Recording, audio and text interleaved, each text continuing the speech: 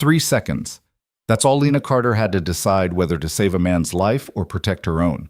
In a room thick with cigar smoke and armed men who'd killed for less than eye contact, she watched Adrian Volkov, the most dangerous crime lord in the city, walk straight toward his execution. His fiancée had arranged it all. The champagne, the celebration, the bullet with his name on it. Lena should have stayed invisible, should have kept serving drinks and survived another night. Instead, she stepped forward and kissed him. Stay with me until the end of this story. Hit that like button and drop a comment with your city name so I can see how far this story travels. The Grandview Hotel ballroom smelled like money and murder.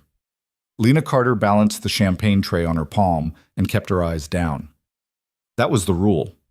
You didn't look at the guests. You didn't listen to their conversations. You definitely didn't remember their faces, even when those faces belonged to men whose photographs appeared on crime documentaries. Especially then. She'd been working at the Grandview for 6 months, ever since she'd fled Denver with nothing but a duffel bag and a broken rib. The job paid in cash, asked no questions, and let her disappear into the kind of anonymous servitude that kept dangerous people from noticing you existed. Most nights, she was furniture. A moving shadow in a black vest and white shirt, refilling glasses and emptying ashtrays for the kind of people who threw around more money in a single evening than she'd earn in a year. Tonight felt different. The energy in the room had teeth. Men in expensive suits clustered in tight groups, their laughter too loud, their movements too sharp. Security personnel lined the walls. Not the usual hotel staff, but private muscle with the dead-eyed stare of people who'd done time. The kind who didn't blink before pulling a trigger.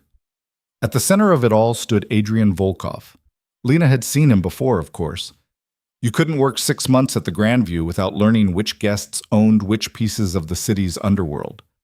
Adrian controlled the docks, the shipping routes, half the real estate downtown.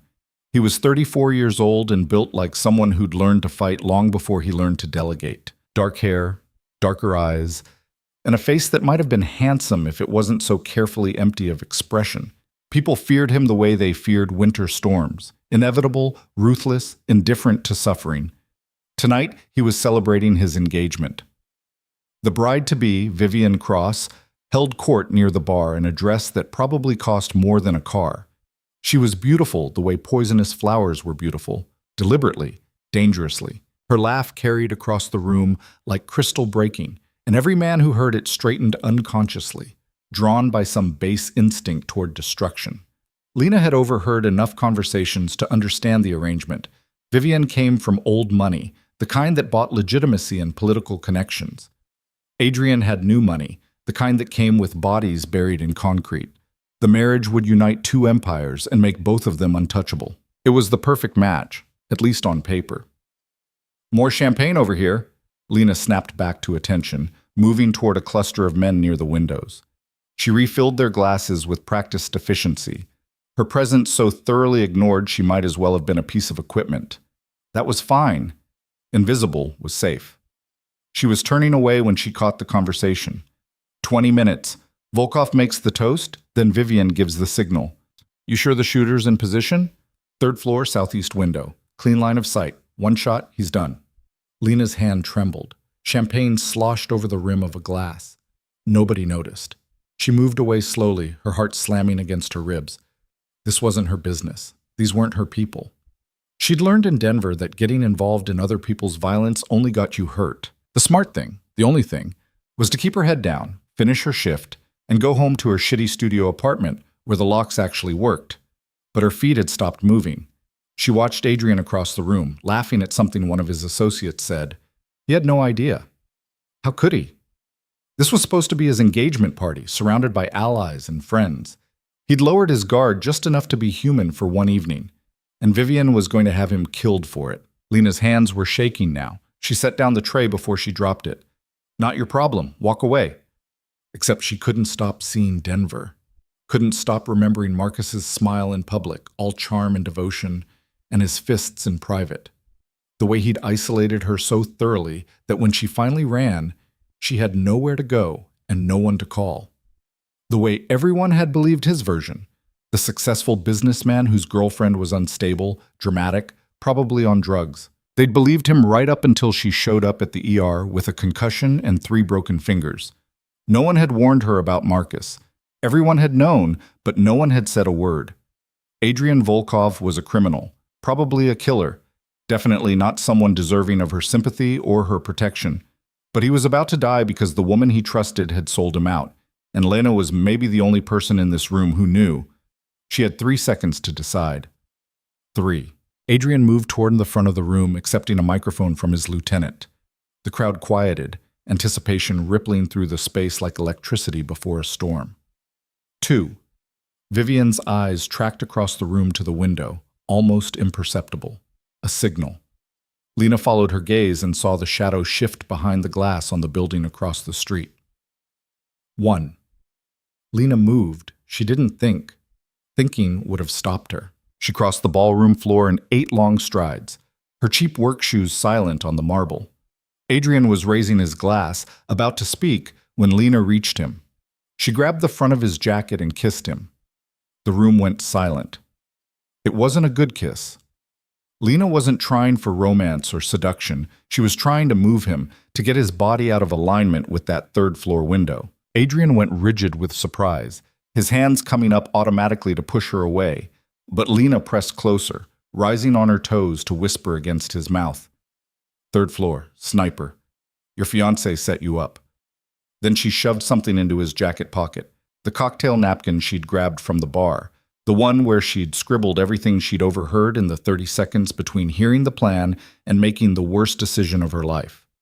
Adrian's entire body went still. Not the stillness of shock, but the stillness of a predator recognizing danger. His hand closed around her wrist, grip iron tight, and when she pulled back, his eyes were black ice. "Get down," he said quietly. Then he moved. Adrian twisted, pulling Lena with him, dropping both of them to the floor as chaos erupted. Someone shouted. Glass exploded inward from the window. The shot went wide, punching through the space where Adrian's head had been 2 seconds earlier, and suddenly the ballroom was full of screaming people and drawn weapons. Lena hit the marble hard, Adrian's weight covering her, crushing the air from her lungs. She heard gunfire, too close, too loud, and then Adrian was dragging her behind the bar, their bodies pressed against the wood paneling while bullets chewed through bottles above their heads. Liquor rained down, mixing with broken glass. "Stay down," Adrian ordered. He'd drawn a gun from somewhere, his movements economical and practiced. This wasn't his first firefight, probably wasn't even his first this month. Lena's ears were ringing. She couldn't breathe right. The world had narrowed to the 6-foot space behind the bar and the sound of her own heartbeat trying to crack through her chest. Adrian spoke rapidly into his phone, coordinating something Lena couldn't follow through the panic. Security poured into the room. His security, not the hotel's. Men in tactical gear who moved like soldiers, securing exits and returning fire with frightening efficiency. It was over in 90 seconds. The silence that followed was worse than the noise. Lena could hear people crying, someone praying in Russian, the distant wail of sirens. Adrian stood slowly, gun still drawn, and scanned the room with the cold assessment of someone counting bodies. "Clear the building," he said to someone. "I want every guest searched and every employee detained. No one leaves until I know who else was involved." Then he looked down at Lena, still pressed against the bar with alcohol-soaked hair and shock-white knuckles. "Up," he said. Not unkind, but not exactly gentle either. "Now." Lena tried to stand and her legs wouldn't cooperate. Adrian made an impatient sound and hauled her upright with one hand, his grip steady while she found her balance. Up close, she could see the calculation in his eyes.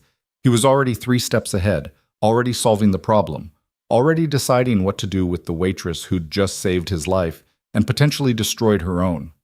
"Who are you?" he asked. "Nobody." Lena's voice came out scratched. "I'm nobody, I heard them talking and I couldn't name." Lena Carter." Adrian studied her for a long moment. She felt pinned under that gaze, like he was reading her entire history from her face. Then he pulled the napkin from his pocket, unfolding it to reveal her hasty scrawl. "Vivian, 20 minutes. Shooter 3rd floor SE. You're the target." "You have beautiful handwriting for someone having a panic attack," Adrian said dryly. It was such an absurd thing to say that Lena almost laughed. Almost. Then the adrenaline crashed and her knees buckled. Adrian caught her before she hit the ground, his arms solid around her waist. "When's the last time you ate?" What? Ate. Food. When? Lena's brain wasn't working right. "Breakfast. Maybe. I don't—" "Marcus," Adrian called to one of his men, "get her water and something with sugar, and someone find Vivian. I want to have a conversation with my fiancée." The next hour happened in fragments. Lena sat in a private office on the hotel's second floor, wrapped in someone's suit jacket that smelled like expensive cologne and cordite, drinking orange juice that tasted like chemicals while Adrian's organization dismantled the crime scene with military precision. Through the window, she watched police cars arrive, watched detectives get intercepted by Adrian's lawyers, watched the whole thing get packaged and controlled. This was power, real power, the kind that rewrote reality. A man she didn't know brought her a sandwich. Lena stared at it, her stomach too knotted to consider eating, until the man, Marcus, she remembered, said gently, "Boss's orders. You don't have to finish it, but you should try." So she tried. The bread tasted like sawdust, but she got half of it down. Through the office door, she heard raised voices. Adrian's, cold and surgical, and Vivian's climbing toward hysteria. Lena couldn't make out words, but she didn't need to. She could hear the shape of the conversation, accusations, denials, the sound of someone's world ending. Then silence. When Adrian came back, his knuckles were scraped, and there was a tightness around his mouth that hadn't been there before. "She's gone," he said simply. "Won't be a problem anymore." Lena didn't ask what that meant, didn't want to know.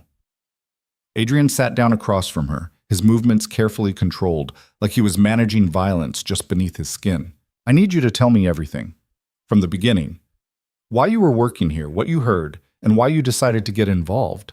"I'm not involved," Lena said automatically. You kissed me in front of 40 witnesses and saved my life. You're involved." He had a point. So Lena talked. She told him about Denver, though she kept Marcus's name to herself and glossed over the worst details. Told him about running, about landing in this city with nothing, about the Grandview job. Told him about overhearing the conversation, about the 3 seconds of decision. Adrian listened without interrupting, his expression unreadable. When she finished, he was quiet for a long moment. "This man in Denver," he said finally. "He's looking for you?" Lena's throat closed. "I don't know, maybe. Probably." "Name." "I can't—" "Lena." Adrian leaned forward, his voice dropping. "In approximately 6 hours, every person who was in that ballroom tonight is going to wake up and remember your face. They're going to ask questions. Some of them are going to wonder if you were part of the setup, if you knew about the assassination attempt beforehand. Others are going to see you as a loose end that needs tying up. Either way, you're in danger." Lena's hands were shaking again. She pressed them flat against her thighs. "So what do I do?" "You let me protect you." "Why would you do that?" Adrian's mouth quirked, something almost like a smile but harder. "Because you saved my life when you could have walked away. Because I pay my debts, and because nobody gets to kill you except me, and I haven't decided if that's necessary yet." It should have been terrifying. Somehow it wasn't. "I can't pay you," Lena said. "I have maybe $400 in savings and half of last month's rent in my pocket. I can't. I don't want your money." Adrian stood, buttoning his jacket. "I want you to stay alive long enough for me to figure out what to do with you. Tonight, you're coming with me. Somewhere safe. Tomorrow, we'll discuss terms." "Terms?" "Protection isn't free, Lena, but we'll negotiate something fair." Before she could respond, Marcus appeared in the doorway. "Car's ready, boss. Police are asking for you." "Tell them I'll give a statement in the morning." Adrian held out his hand to Lena. "Come on, we're leaving." Lena looked at his hand. Scarred knuckles, elegant fingers, steady despite everything that had just happened. She thought about her apartment with its 3 locks and thin walls, thought about Marcus tracking her credit cards and phone records, thought about what Adrian had said. "Either way, you're in danger." She took his hand. The car was a black SUV with tinted windows and two armed guards in the front seat. Lena climbed into the back, Adrian sliding in beside her, and suddenly she was very aware of how small the space was, how close he was, how thoroughly she'd just put her life in the hands of a man she knew only by reputation and fear. "Where are we going?" she asked as the car pulled away from the hotel. "Safe house. One of several I maintain for situations exactly like this." "Do you have a lot of situations exactly like this?" "More than I'd prefer. Fewer than my enemies would hope." The city slid past the windows, familiar streets made foreign by darkness and shock.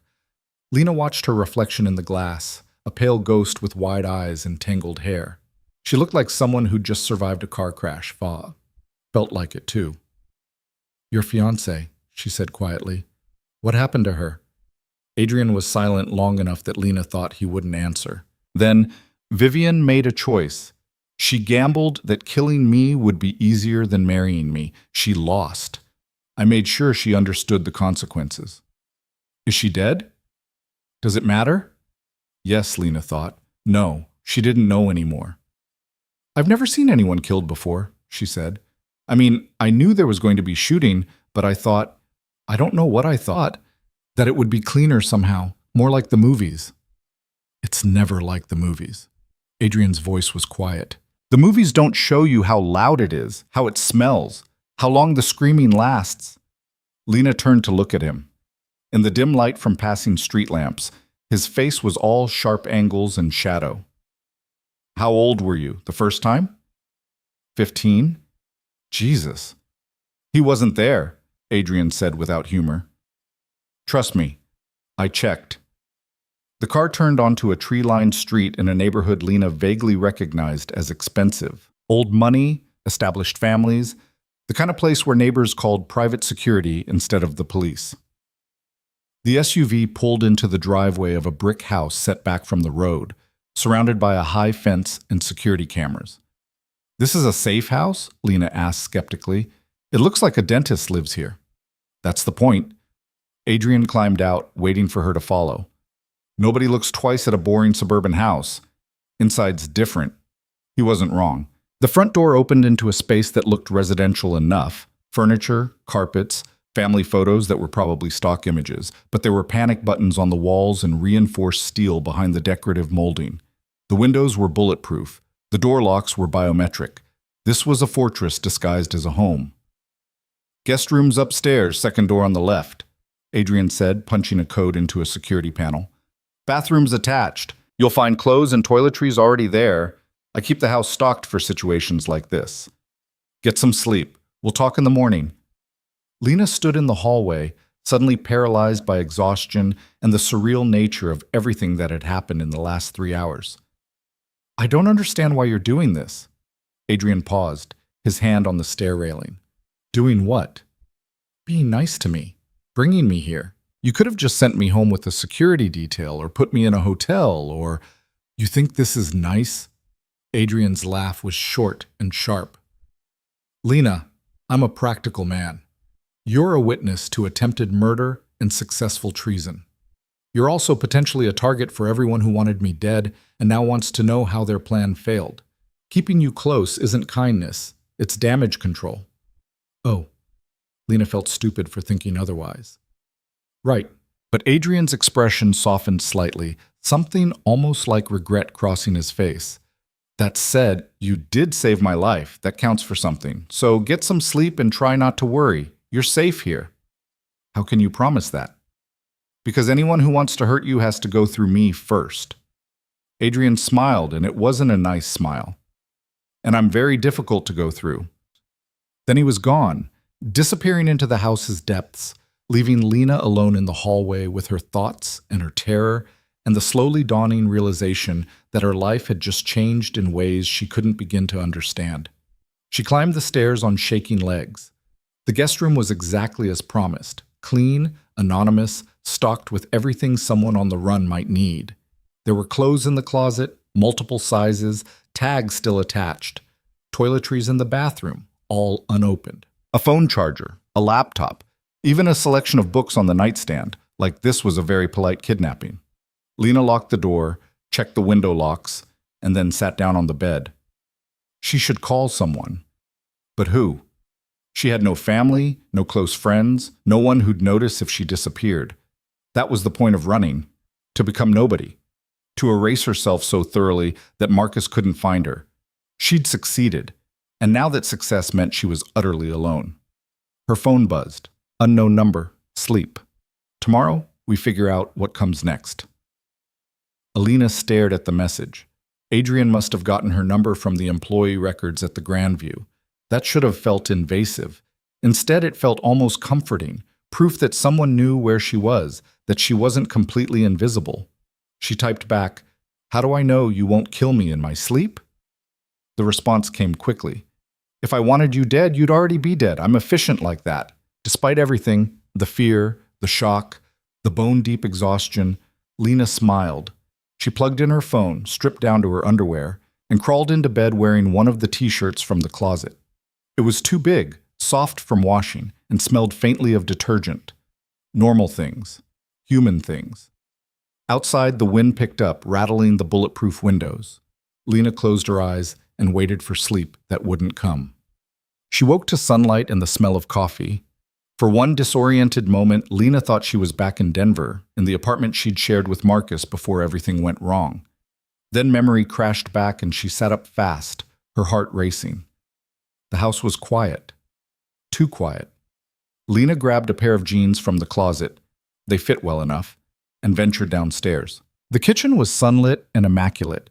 Adrian standing at the counter with a coffee cup and a tablet, reading something with intense focus. He looked different in daylight, less dangerous, almost domestic in jeans and a plain black t-shirt, almost normal, except for the gun on the counter beside the coffee maker and the faint bruising on his knuckles. "Morning," he said without looking up. "Coffee's fresh? I wasn't sure how you take it, so black is fine." Lena poured herself a cup, her hands steadier than they'd been last night. "Did you sleep at all?" "Some." Adrian glanced up, his gaze assessing. "You look better, less like you're about to pass out." "I feel better, less like I'm having a panic attack." "Progress." He set down the tablet. "Sit. We need to talk." Lena sat at the kitchen island, wrapping her hands around the coffee mug for something to hold on to. "You said last night that protection isn't free. What's the price?" "Direct." "I like that." Adrian leaned against the counter, studying her. "Here's the situation. You saved my life, which creates a debt I take seriously, but you're also a complication. The people who wanted me dead last night are still out there, and they're going to want to know how their plan failed. Some of them saw you kiss me. They're going to connect the dots. So I'm a target." "Yes, and running won't help. These aren't people who give up easily. They have resources, connections, patience. If they want to find you, they will." Lena's coffee had gone cold. "So what do I do?" "You let me protect you, properly, which means staying close, following my security protocols, and trusting that I know how to keep people alive." "For how long?" "Until the threat is neutralized." Adrian's mouth tightened. "I'm working on that. But these things take time. Weeks, maybe months. Which brings us to the complication." "What complication?" "You can't just disappear. You have a life, a job, an apartment. If you vanish suddenly, it raises questions, creates patterns, makes you easier to track." Adrian picked up the tablet, turning it to show her a news article. "This is already circulating." The headline read, "Shooting at Grandview Hotel during private event. 1 dead, 3 injured." Lena scanned the article, her stomach sinking. They didn't name her, but they mentioned staff intervention and heroic actions by unnamed employee. It wouldn't take long for someone to figure out who that employee was. "They're going to come looking for me," she said quietly. "Already have. I had my people clear out your apartment this morning. Everything you owned is in storage now, safe. As far as official records show, Lena Carter quit her job at the Grandview and moved out of state to deal with a family emergency." Lena set down her coffee cup carefully. "You cleared out my apartment?" "Without asking." "Would you have said no?" "That's not the point. You can't just—" "Lena." Adrian's voice cut through her rising anger. "I can, and I did." Because in about 6 hours, someone was going to break into your apartment looking for information, and I'd rather they find nothing than find you. He was right. She hated that he was right. What about Marcus? She asked. If he's still looking for me, if he's tracking my credit cards or my phone, or give me his full name and I'll handle it. Handle it how? Adrian's smile was cold. Do you really want details? No, Lena realized. She didn't. Marcus Renton, she said quietly. Denver. He works in finance, investment banking. He has money, connections, and he doesn't let go of things easily. Neither do I. Adrian made a note on his tablet. I'll have someone look into him. If he's still searching for you, we'll make sure he stops, permanently or otherwise, depending on what we find. Lena should have felt relieved. Instead, she felt like she was sinking into quicksand, every choice pulling her deeper into a world she didn't understand. You still haven't told me the price, she said. What do you want in exchange for all this? Adrian was quiet for a long moment, his expression unreadable. Then, I want you to stay close. Not as a prisoner, but as insurance. People saw what happened last night. They saw you save me, saw me protect you. That creates a perception, a connection. I want to use that. Use it how? By making it real, or at least making it look real. Adrian set down his tablet, giving her his full attention. What I'm proposing is a contract, a business arrangement. You stay with me, present yourself as someone under my protection, someone important enough that hurting you would be hurting me. In exchange, I keep you safe from both my enemies and yours. Lena's heart was racing again. You want me to pretend to be your girlfriend? I want you to be whatever keeps you alive. Girlfriend, fiancé, business partner, the label doesn't matter. What matters is that everyone believes you're off limits. And if they don't believe it, then I make them believe it. Adrian's voice was flat, final. I'm very convincing when I need to be. Lena stood up, pacing to the window. Outside, the suburban street looked peaceful, boring, safe. A lie, just like everything else. How long? She asked. 6 months minimum. Long enough to clean up the mess from last night and make sure everyone who wanted me dead knows the cost of trying again. After that, we reassess. If you want out, we'll arrange an exit that keeps you safe. And if I say no right now, then I'll still protect you because I pay my debts. But it'll be harder. You'll have to hide, stay off grid, live like a ghost. And eventually, someone will find you anyway. Lena pressed her forehead against the cool glass. 6 months. Half a year of living in a lie, pretending to belong to a world of violence and power and money that made her skin crawl. But the alternative was running again, alone again, waiting for Marcus or Adrian's enemies, or just bad luck to catch up with her. She'd been running for 8 months already. She was tired. What would this contract look like? She asked, still facing the window. Standard terms: you live with me, attend events when necessary, maintain the appearance of a relationship. In exchange, you get full protection, living expenses, and a salary. Call it compensation for your time. When the contract ends, you walk away with enough money to start over properly. New city, new identity, if you want it, financial security. How much money? Adrian named a figure that made Lena's breath catch. It was more than she'd earned in the last 3 years combined. That's too much, she said automatically. That's market rate for what I'm asking you to do. You're not just playing a role, Lena. You're putting a target on your back by association with me. That's worth compensation. Lena turned to face him. What are the rules? Rules? If I'm going to do this, I need to know the boundaries. What you expect, what's off limits, what happens if what? If things get complicated.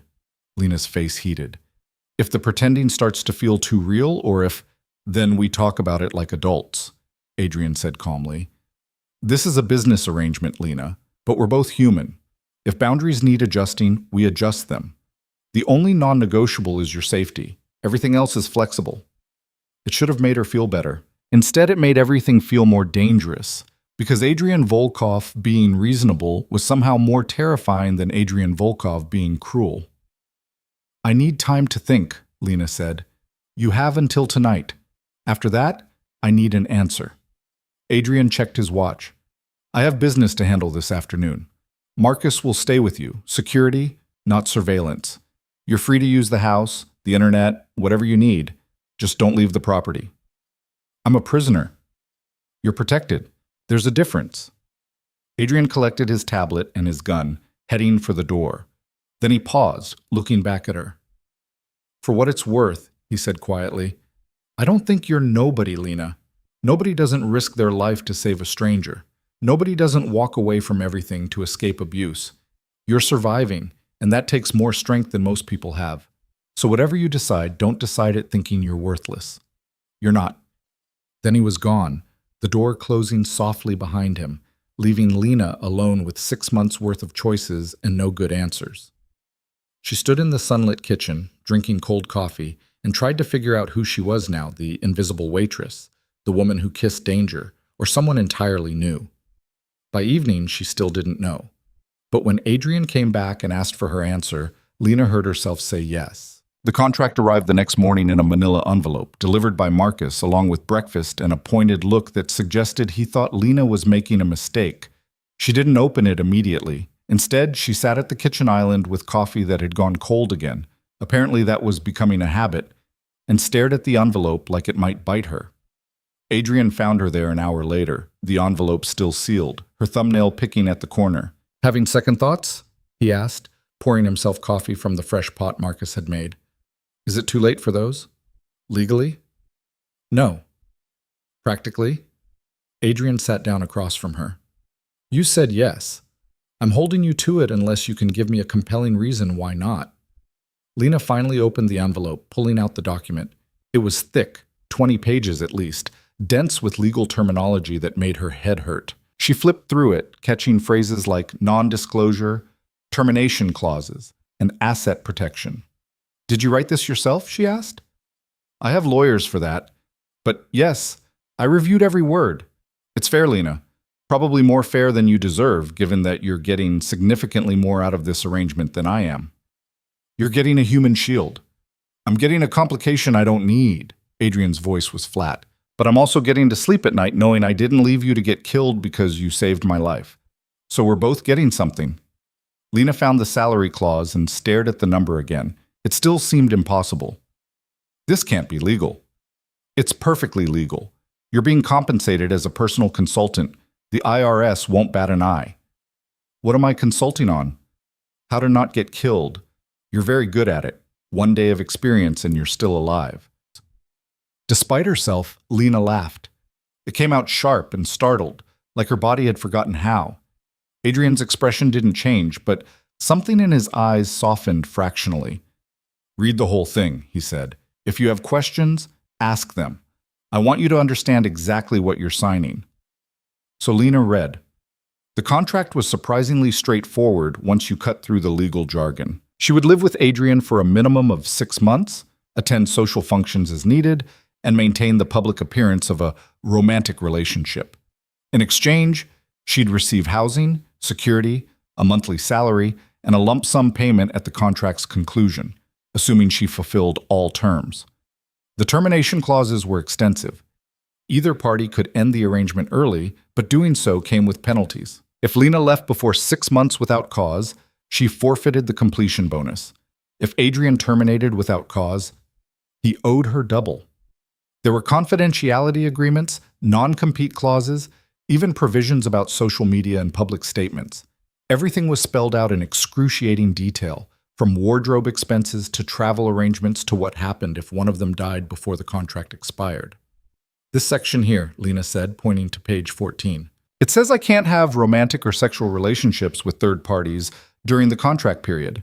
That's standard, Adrian finished. We're selling a relationship. You can't do that effectively if you're seeing someone else. But you can? The clause applies to both of us. Read the next paragraph. Lena did. He was right. The restriction was mutual. For 6 months, they were both effectively celibate, unless they decided to make the fake relationship real, which was addressed in its own clause with language so clinical it made Lena's face heat. This is insane, she muttered. This is protection. For both of us. Adrian leaned back in his chair. I've done contracts like this before, Lena. Not often, but enough to know what can go wrong if expectations aren't clear. This way, everything's in writing. No surprises, no assumptions, no hurt feelings when it ends. You've done this before? Lena couldn't keep the surprise out of her voice. The fake relationship thing? Twice. Once for similar reasons, protecting someone who'd become a liability if left unprotected. Once because I needed a date for a series of events and didn't want to deal with the social complications of bringing someone who'd expect more than I could give. Adrian's expression was carefully neutral. Both times, the contract protected everyone involved. Both times, it ended exactly as planned. What happened to them? The other people? One moved to Seattle and started a bakery. Last I heard, she's married with 2 kids. The other went back to grad school and now teaches literature at some university in the Midwest. They're both alive, safe, and better off than they were before. That's all that matters. Lena traced the signature line with her finger. Her hand would go here, right next to Adrian's, binding them together in fiction that might keep them both alive. It felt surreal. A week ago, her biggest problem had been whether she could afford to fix her car's transmission. Now she was signing a contract to pretend to date a crime lord. What do I call you? She asked suddenly. In public, I mean. Adrian? Mr. Volkov? Some cute nickname? Adrian's mouth twitched. I draw the line at cute nicknames. Adrian is fine. We're supposed to be intimate. Formality would look strange. And in private? Whatever you're comfortable with. Lena picked up the pen Marcus had left beside the envelope. It was expensive, heavy in her hand, the kind of pen that signed important documents and multi-million-dollar deals. The kind that changed lives. If I sign this, she said slowly, I need you to promise me something. I don't make promises I can't keep. Then make this one. Lena met his eyes. If this gets too dangerous, if keeping me alive means putting yourself at risk, you let me go. You don't play hero, you don't make stupid sacrifices. You cut me loose and you survive. Promise me. Adrian was quiet for a long moment, then, no. No? I don't make that promise because I won't keep it. His voice was hard. You saved my life, Lena. That creates a debt. And I don't discharge debts by throwing people to wolves. So if it gets dangerous, when it gets dangerous, we handle it together. That's the deal. That's stupid. You barely know me. I know you threw yourself between me and a sniper. I know you ran from an abuser with nothing but a duffel bag and survived 8 months alone in a strange city. I know you're stronger than you think and braver than you want to admit. Adrian leaned forward. And I know that if positions were reversed, you wouldn't abandon me. So don't ask me to abandon you. Lena's throat was tight. You don't know that. Yes, I do. And the terrible thing was, he was right. She wouldn't. She'd already proven it. Lena signed the contract. Adrian witnessed her signature, then signed his own, his handwriting bold and precise. Just like that, it was done. 6 months of her life bound in legal language and mutual survival. Welcome to the experiment, Adrian said dryly, tucking the contract back into the envelope. Try not to die. It reflects poorly on my protection capabilities. I'll do my best. Good. Now finish your coffee and get dressed. We have shopping to do. Shopping? You can't attend events in hotel uniforms and borrowed t-shirts. You need a wardrobe. Adrian checked his watch. We have 3 hours before the stores close. Marcus will drive us. Lena looked down at herself, yesterday's jeans and one of the generic shirts from the closet. What's wrong with this? Nothing for hiding in a safe house. Everything for convincing people you're someone important enough to be with me. Adrian stood, collecting his coffee cup. I'm not trying to insult you, Lena, but image matters in my world. We need you to look like you belong. It stung, even though he was right. Lena had been dressing to be invisible for so long she'd forgotten what it felt like to want to be seen. Fine, she said, but I'm not wearing anything ridiculous. Define ridiculous. If I can't run in it, I'm not wearing it. Adrian's smile was sharp. I like the way you think. The shopping trip was surreal. Marcus drove them to a district Lena had only seen from bus windows. The kind of neighborhood where stores didn't display price tags because if you had to ask, you couldn't afford it. Adrian led her into a boutique that smelled like leather and old money, where a woman with a severe haircut and kind eyes took one look at Lena and said, Let me guess, complete wardrobe, 3-hour deadline, money's no object. You've done this before, Adrian said. Sweetheart, I've been dressing your projects for 5 years. I know the drill. The woman, her name tag said Margaret, turned to Lena with an assessing gaze that somehow managed to be clinical without being cruel. What's your comfort zone? Classic? Edgy? Feminine? Functional, Lena said. Margaret laughed. Oh, I like her. She's practical. Okay, functional we can do, but we're going to make functional look expensive, because that's what Adrian's paying me for.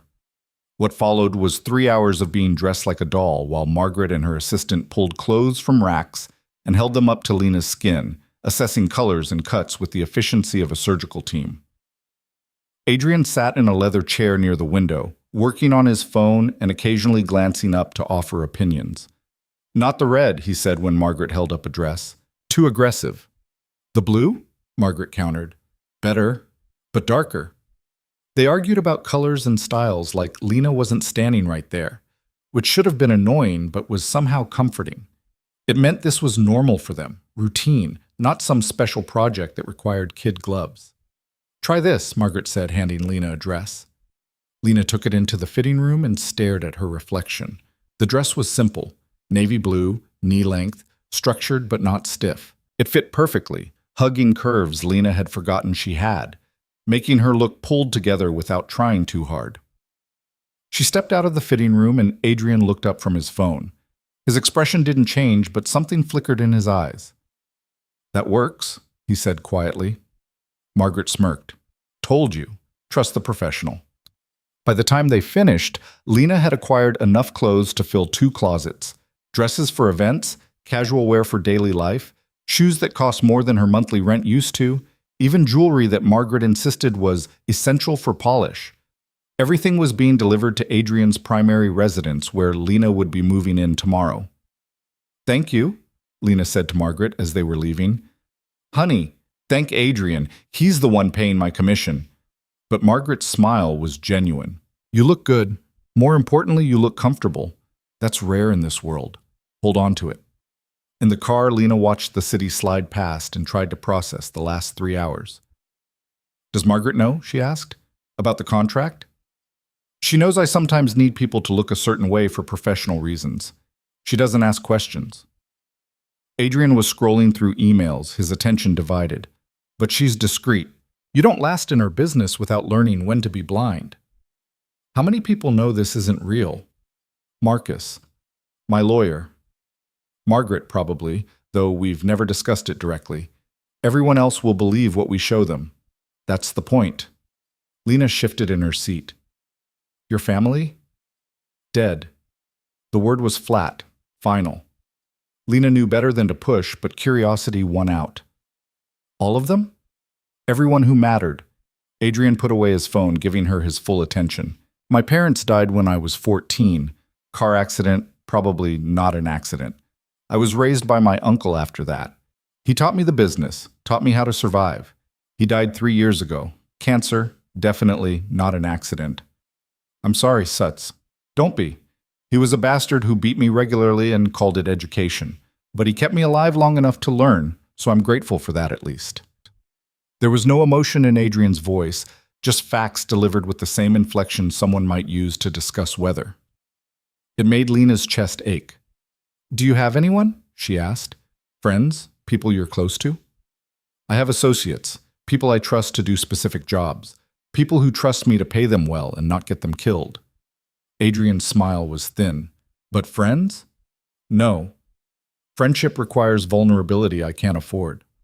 That sounds lonely. It's practical. Until Adrian looked out the window. Loneliness is just another cost of doing business. Lena wanted to argue, but what could she say? Her own life wasn't exactly rich with connections. She'd isolated herself so completely in Denver that leaving had been easy. No one to miss her, no one to wonder where she'd gone. And here, she'd been equally alone, by choice and necessity. Maybe that's why the contract made sense. 2 lonely people, pretending not to be, protecting each other from the consequences of isolation. The car pulled up to a building Lena didn't recognize. A high-rise downtown, glass and steel and security cameras on every corner. This isn't the safe house, she said. No, this is home. Adrian climbed out, waiting for her to follow. The safe house was temporary. You'll stay here now.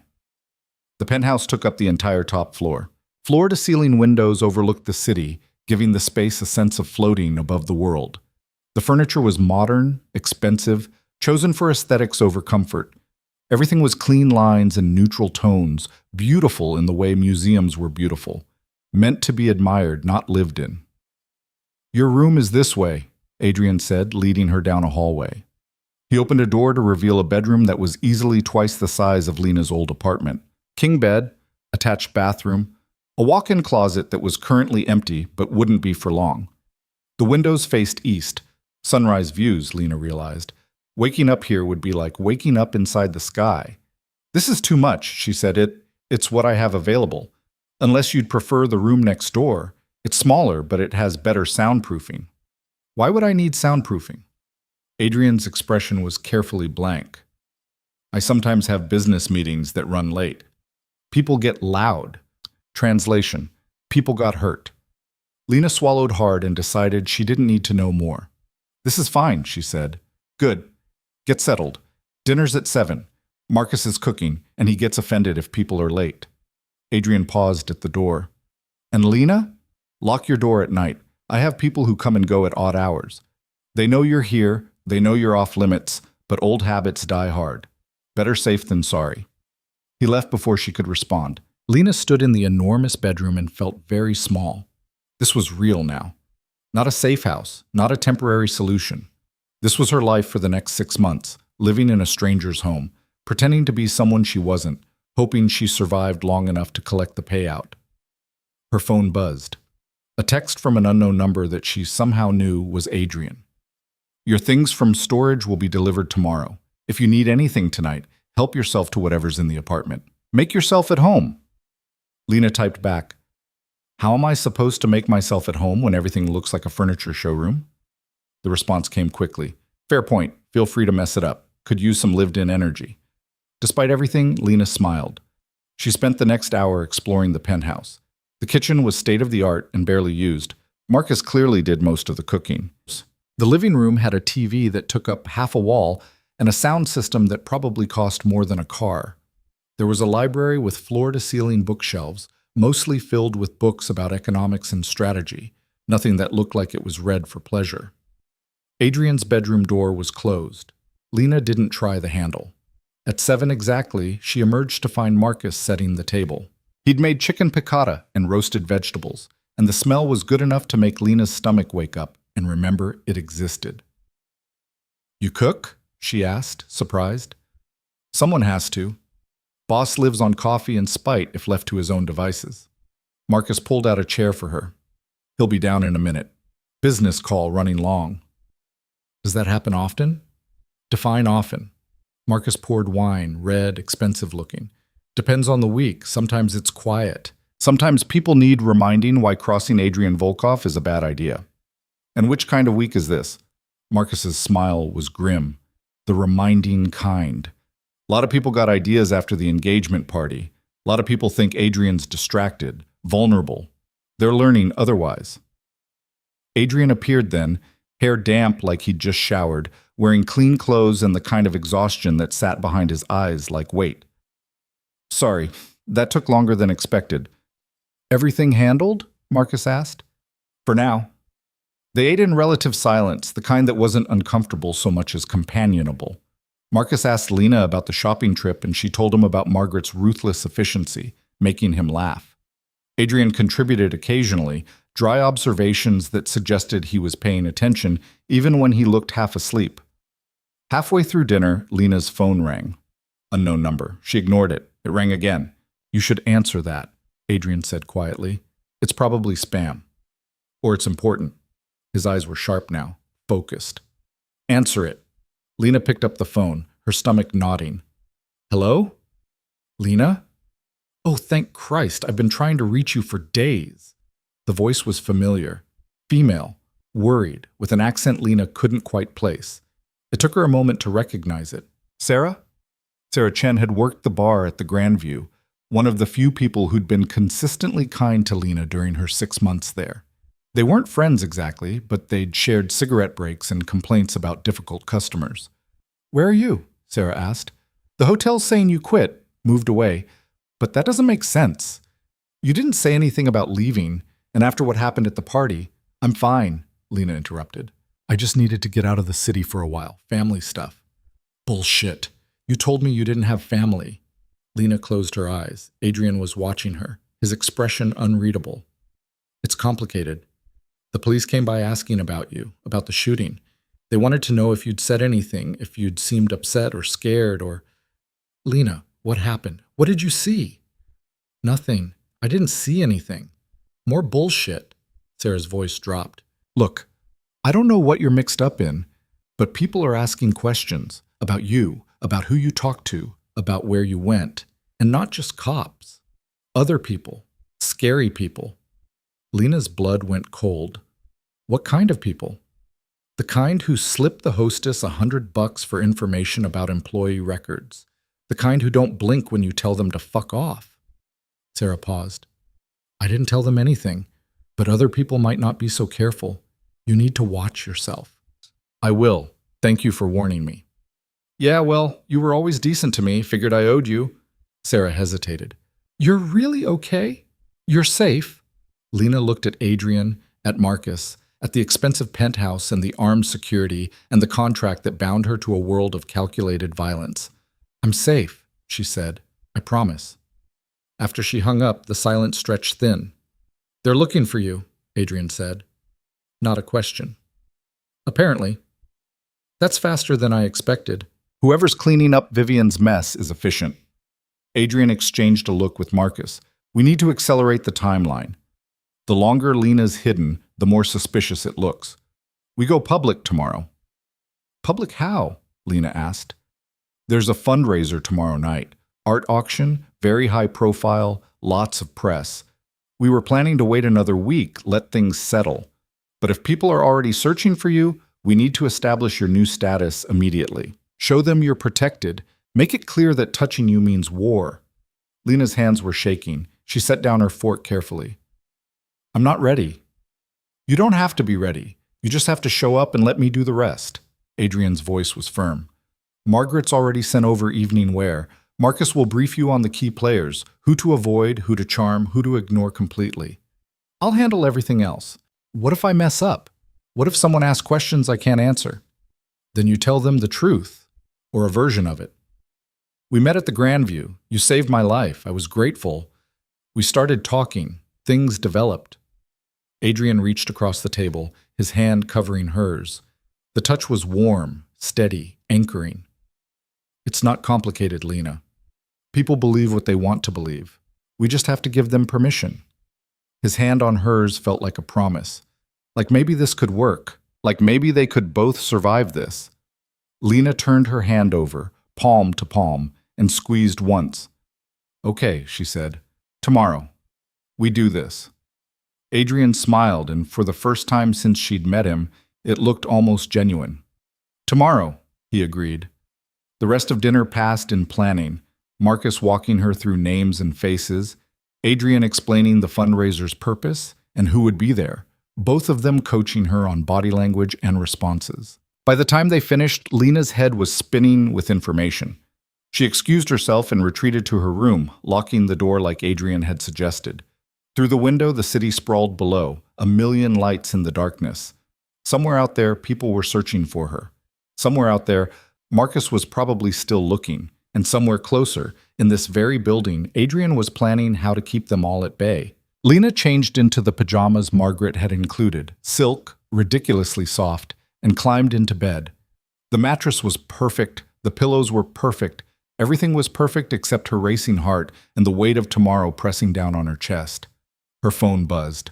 Adrian, from wherever he was in the penthouse, can't sleep? How did you know? I can hear you pacing. These walls aren't as thick as they look. Sorry. Don't be. First night nerves are normal. Want to talk? Lena stared at the message. She should say no. Should maintain distance, keep this professional.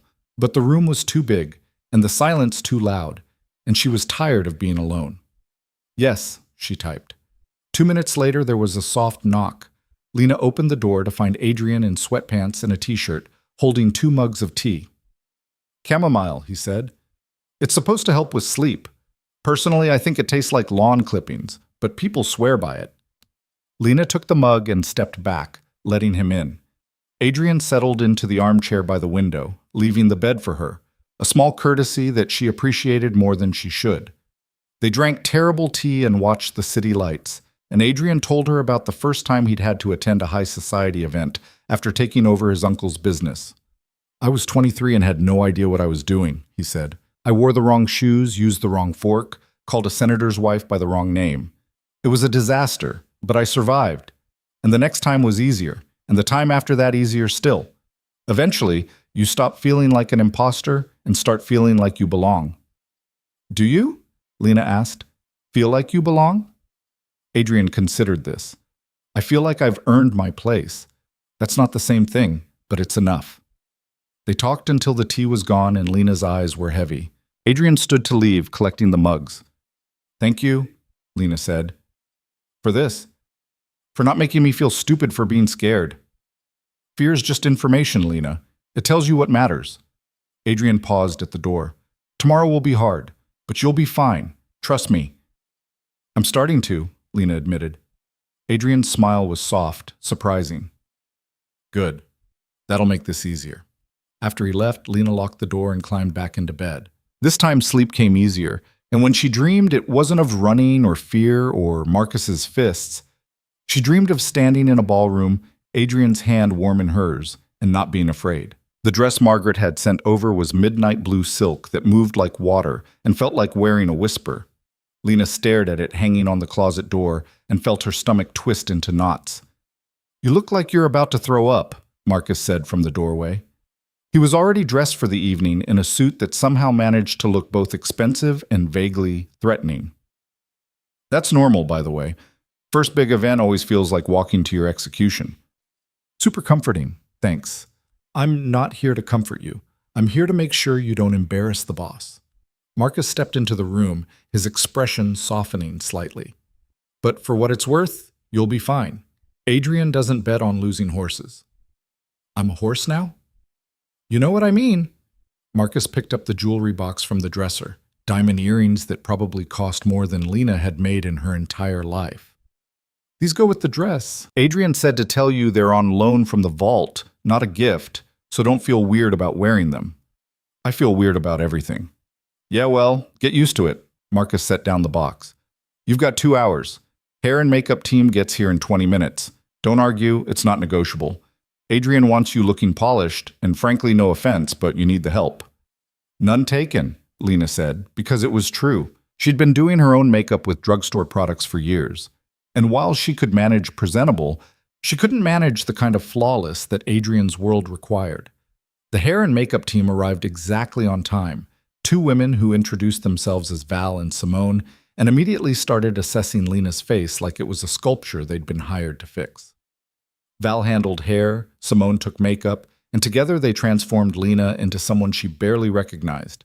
The woman in the mirror had perfect skin, dramatic eyes, lips painted a shade of rose that made them look fuller without looking fake. Her hair fell in loose waves that somehow looked effortless despite the 40 minutes Val had spent with a curling iron.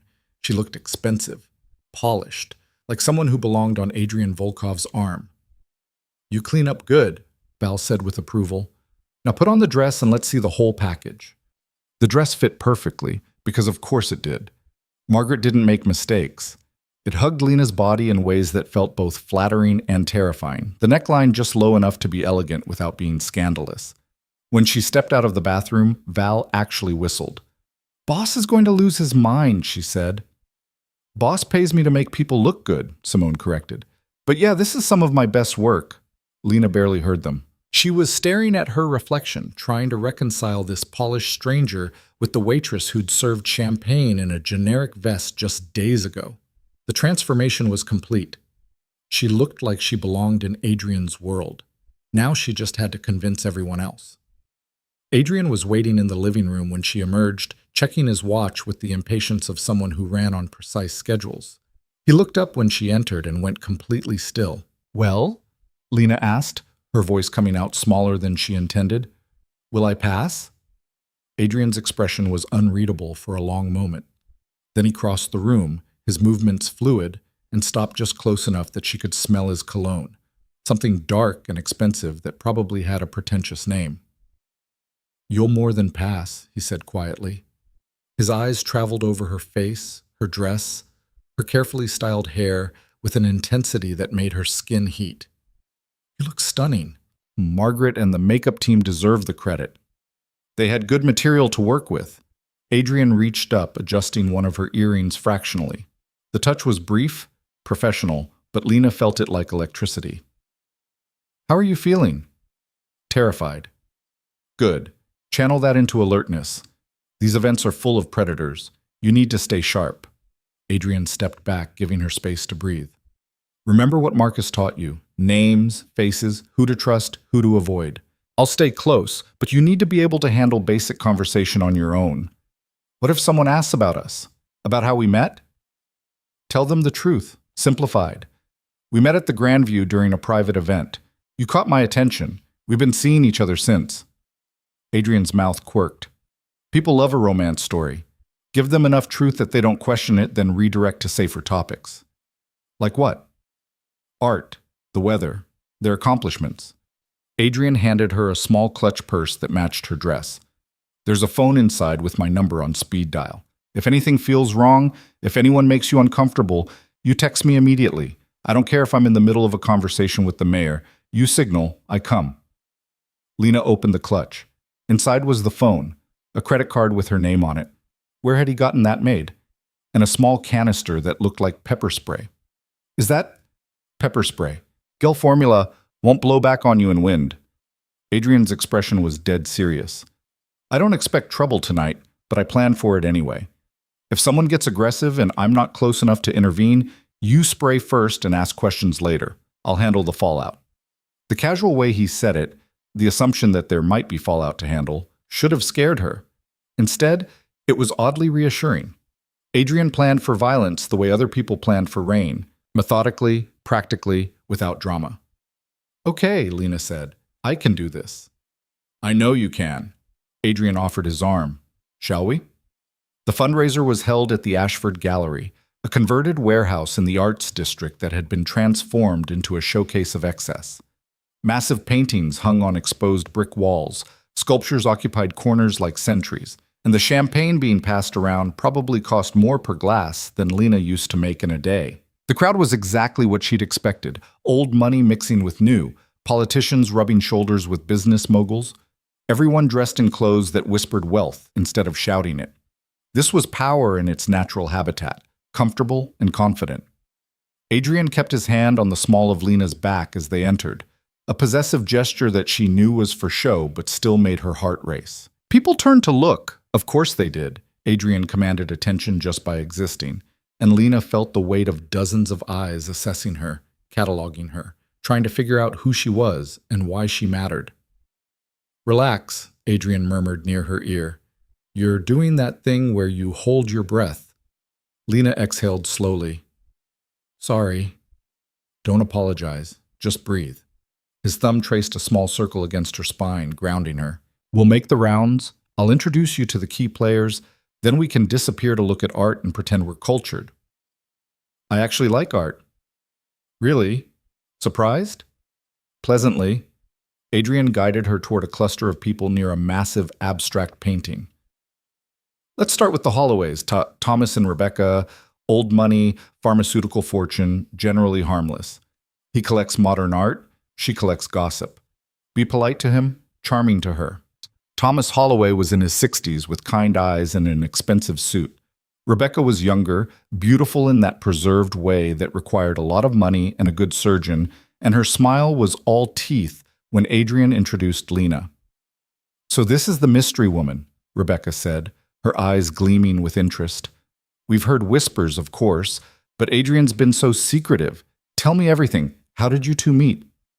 "At the Grandview," Lena said, keeping her voice steady. "I was working there. Adrian was attending an event." "How romantic! Like something from a movie." Rebecca's smile sharpened. "Though I have to say, after poor Vivian, we weren't sure if Adrian would, well, you know, such a tragedy. What happened to her?" Lena felt Adrian's hand tighten fractionally against her back. "Vivian made her choices. he said, his voice pleasant but edged with ice. I've made mine. Thomas cleared his throat uncomfortably. Yes, well, let's not dwell on unpleasantness. Lena, what do you think of the exhibition? Are you a collector yourself?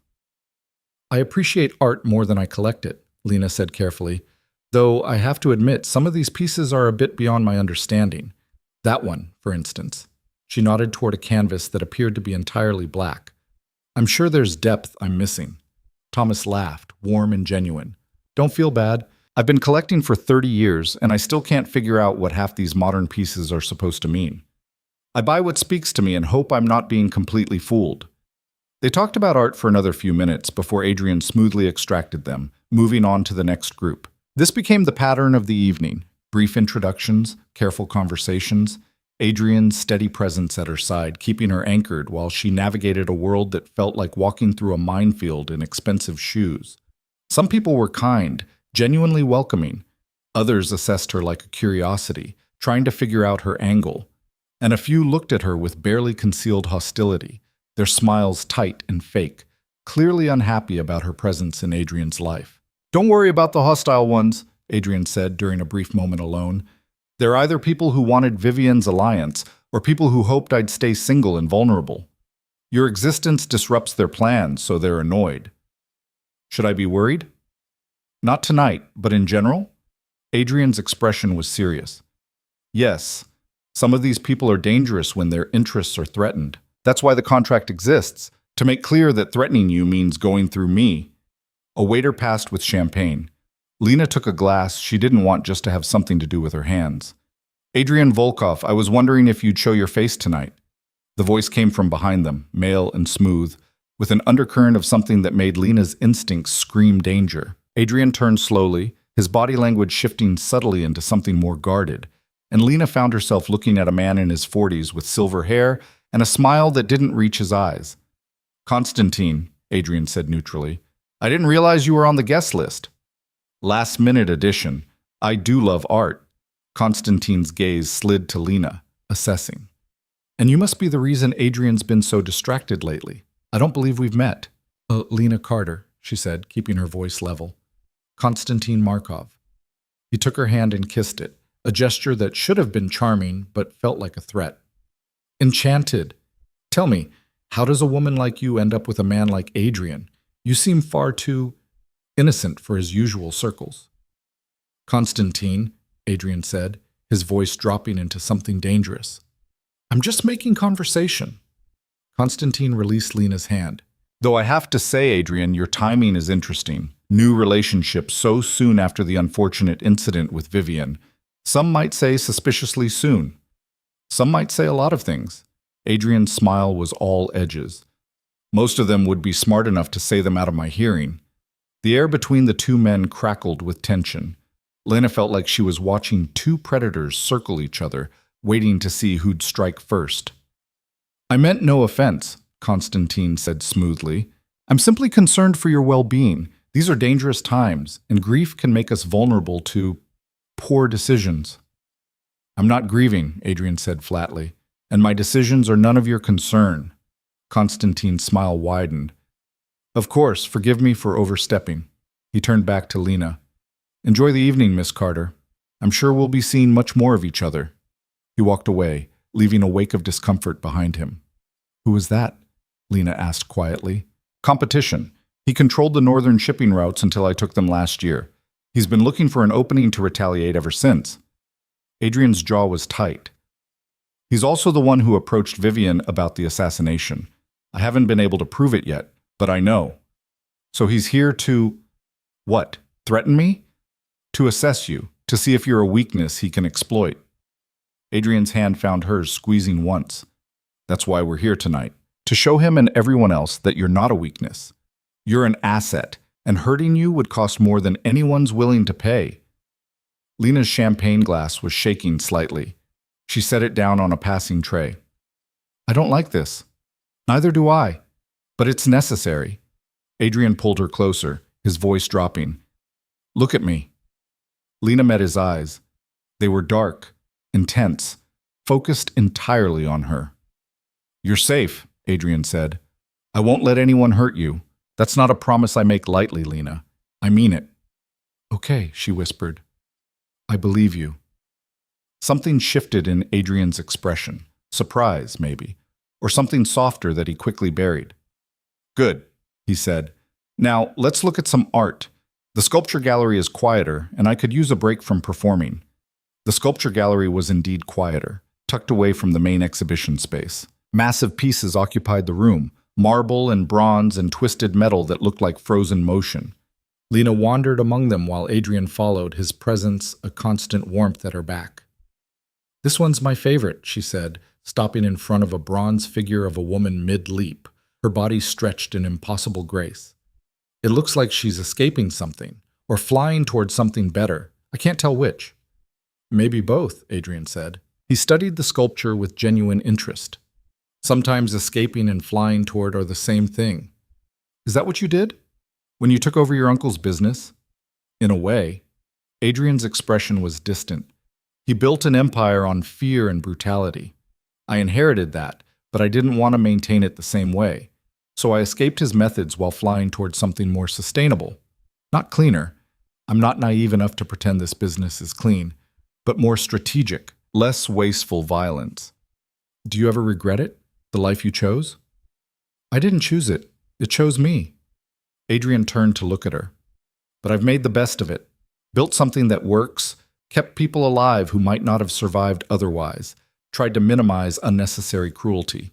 That's about as much redemption as someone like me gets. Lena wanted to argue, to tell him he was more than his circumstances, but she understood too well.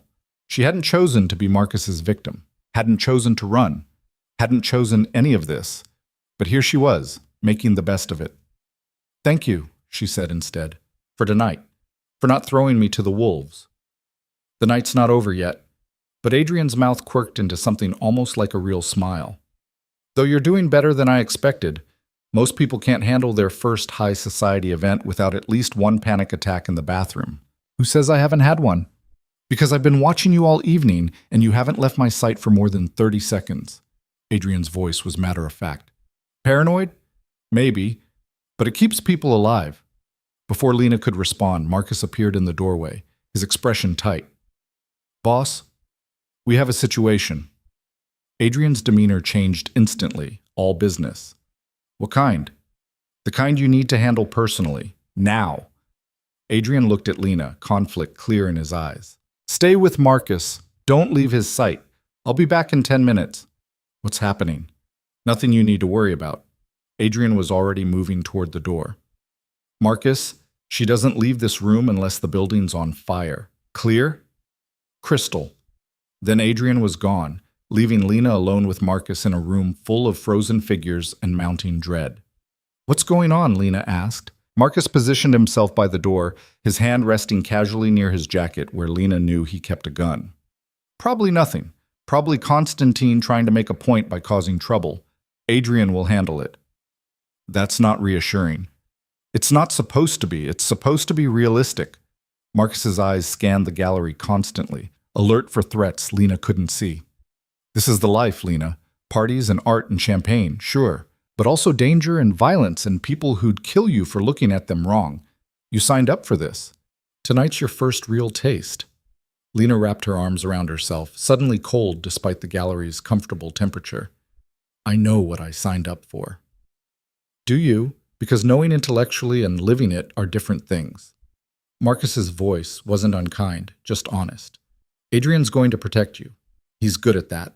But protection has limits. Eventually, you're going to have to decide if this world is worth the cost. And what's the cost? Your peace of mind.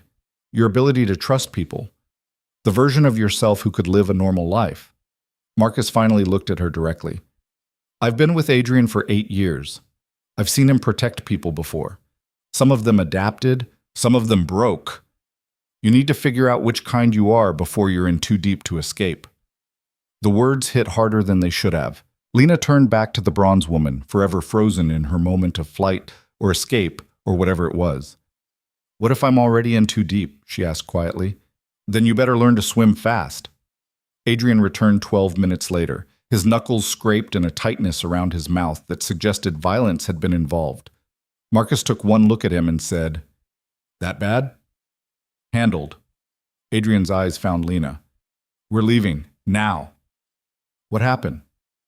"Later." "Marcus, bring the car around. Lena, stay close to me." They moved through the gallery like a small military operation, Adrian's hand firm on Lena's elbow, Marcus clearing the path ahead. People stared as they passed, whispers following in their wake, but Adrian ignored them all with the single-minded focus of someone extracting a target from hostile territory. The car was waiting when they emerged, engine running. Adrian practically lifted Lena into the back seat before climbing in beside her, Marcus taking the front passenger seat next to the driver, a man Lena didn't recognize but who clearly knew the drill. "Drive," Adrian ordered. They pulled away from the gallery with controlled speed, not fast enough to draw attention, but not slow enough to be vulnerable. Lena's heart was hammering. "Someone want to tell me what just happened?" she asked. "Constantine made a move," Adrian said, his voice tight with controlled anger. "Tried to grab one of my people. Sent a message that if I was distracted by my new relationship, maybe I wasn't paying enough attention to my business. It was stupid and sloppy, and I made sure he understood exactly how stupid." "Is your person okay?" "Fine. Rattled, but fine." Adrian's jaw worked.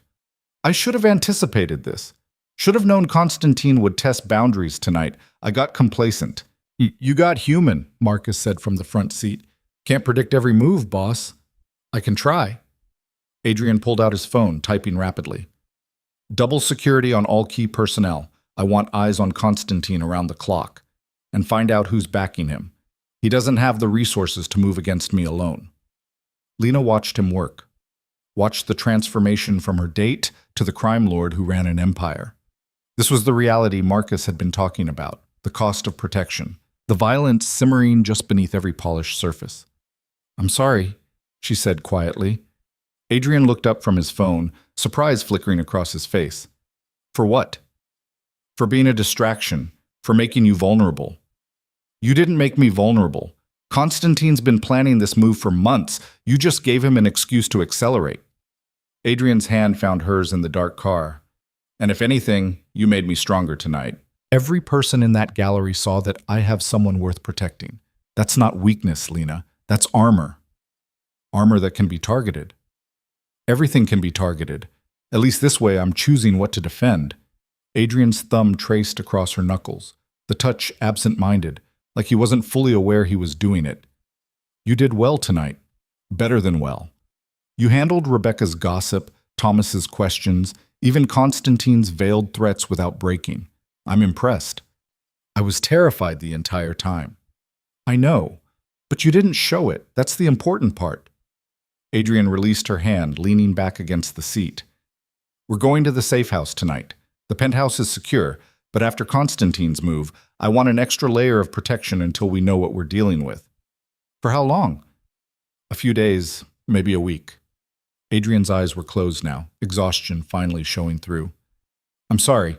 I know you just got settled at the penthouse, but safety trumps comfort." Lena looked at him, this complicated, dangerous man who'd taken her in and was now rearranging his life to keep her alive. His knuckles were still bleeding slightly from whatever he'd done to handle Constantine's threat. There was a tension in his shoulders that spoke of stress he'd never fully release. "Adrian? Thank you. For tonight. For all of it." He opened his eyes, meeting her gaze in the dim light. "You're welcome. Though I'm not sure you should be thanking me. I'm the reason you're in danger in the first place. You're also the reason I'm alive." Lena surprised herself by reaching over and taking his hand again. "So, thank you anyway." Adrian stared at their joined hands for a long moment. Then he turned his palm up, properly holding hers, and nodded once. They drove through the city in silence, the weight of the evening settling over them like a blanket. By the time they reached the safe house, Lena was exhausted in a way that had nothing to do with physical tiredness and everything to do with emotional depletion. Marcus checked the house while Adrian helped Lena out of the car. Her feet ached in the expensive heels, her face felt tight from makeup, and all she wanted was to wash the evening off and collapse. "House is clear," Marcus reported. "I'll take first watch. Boss, you should get some sleep."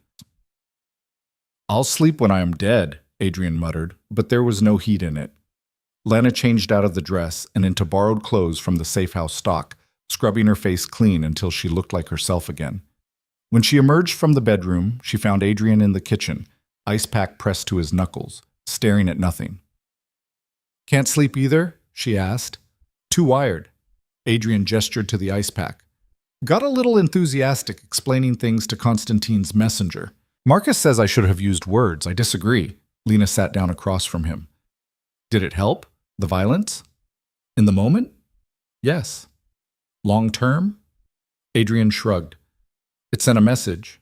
Whether Constantine receives it the way I intended remains to be seen. What happens if he doesn't?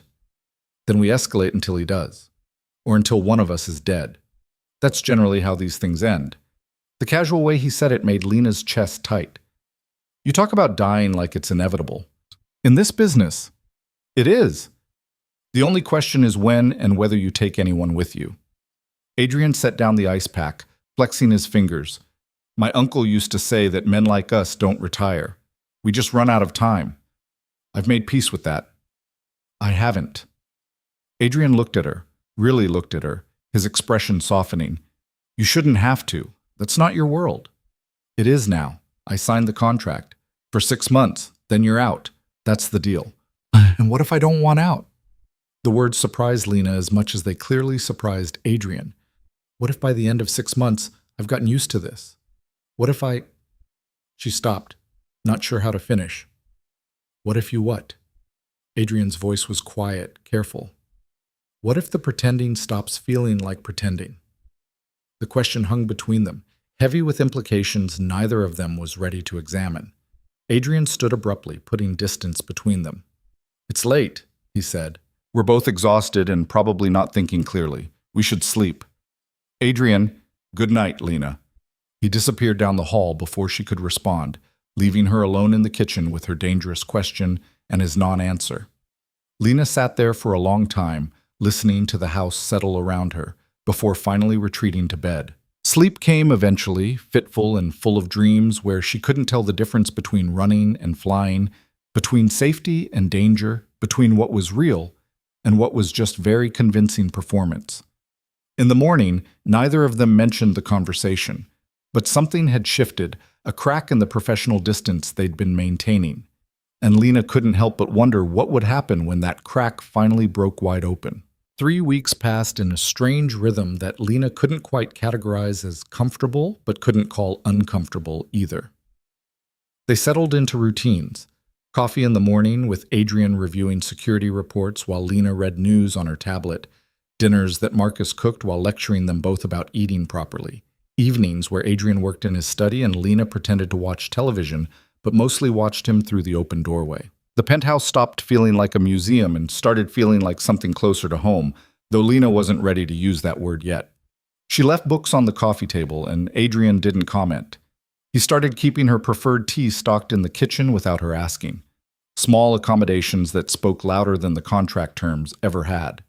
They attended 2 more events together, each one easier than the last. Lena learned the language of Adrian's world, the subtle nods that meant ally, the tight smiles that meant threat, the careful distance maintained around Konstantin Markov and his associates. She got better at playing her role, at letting Adrian's hand rest possessively on her waist, at laughing at jokes from men whose names appeared in federal investigations.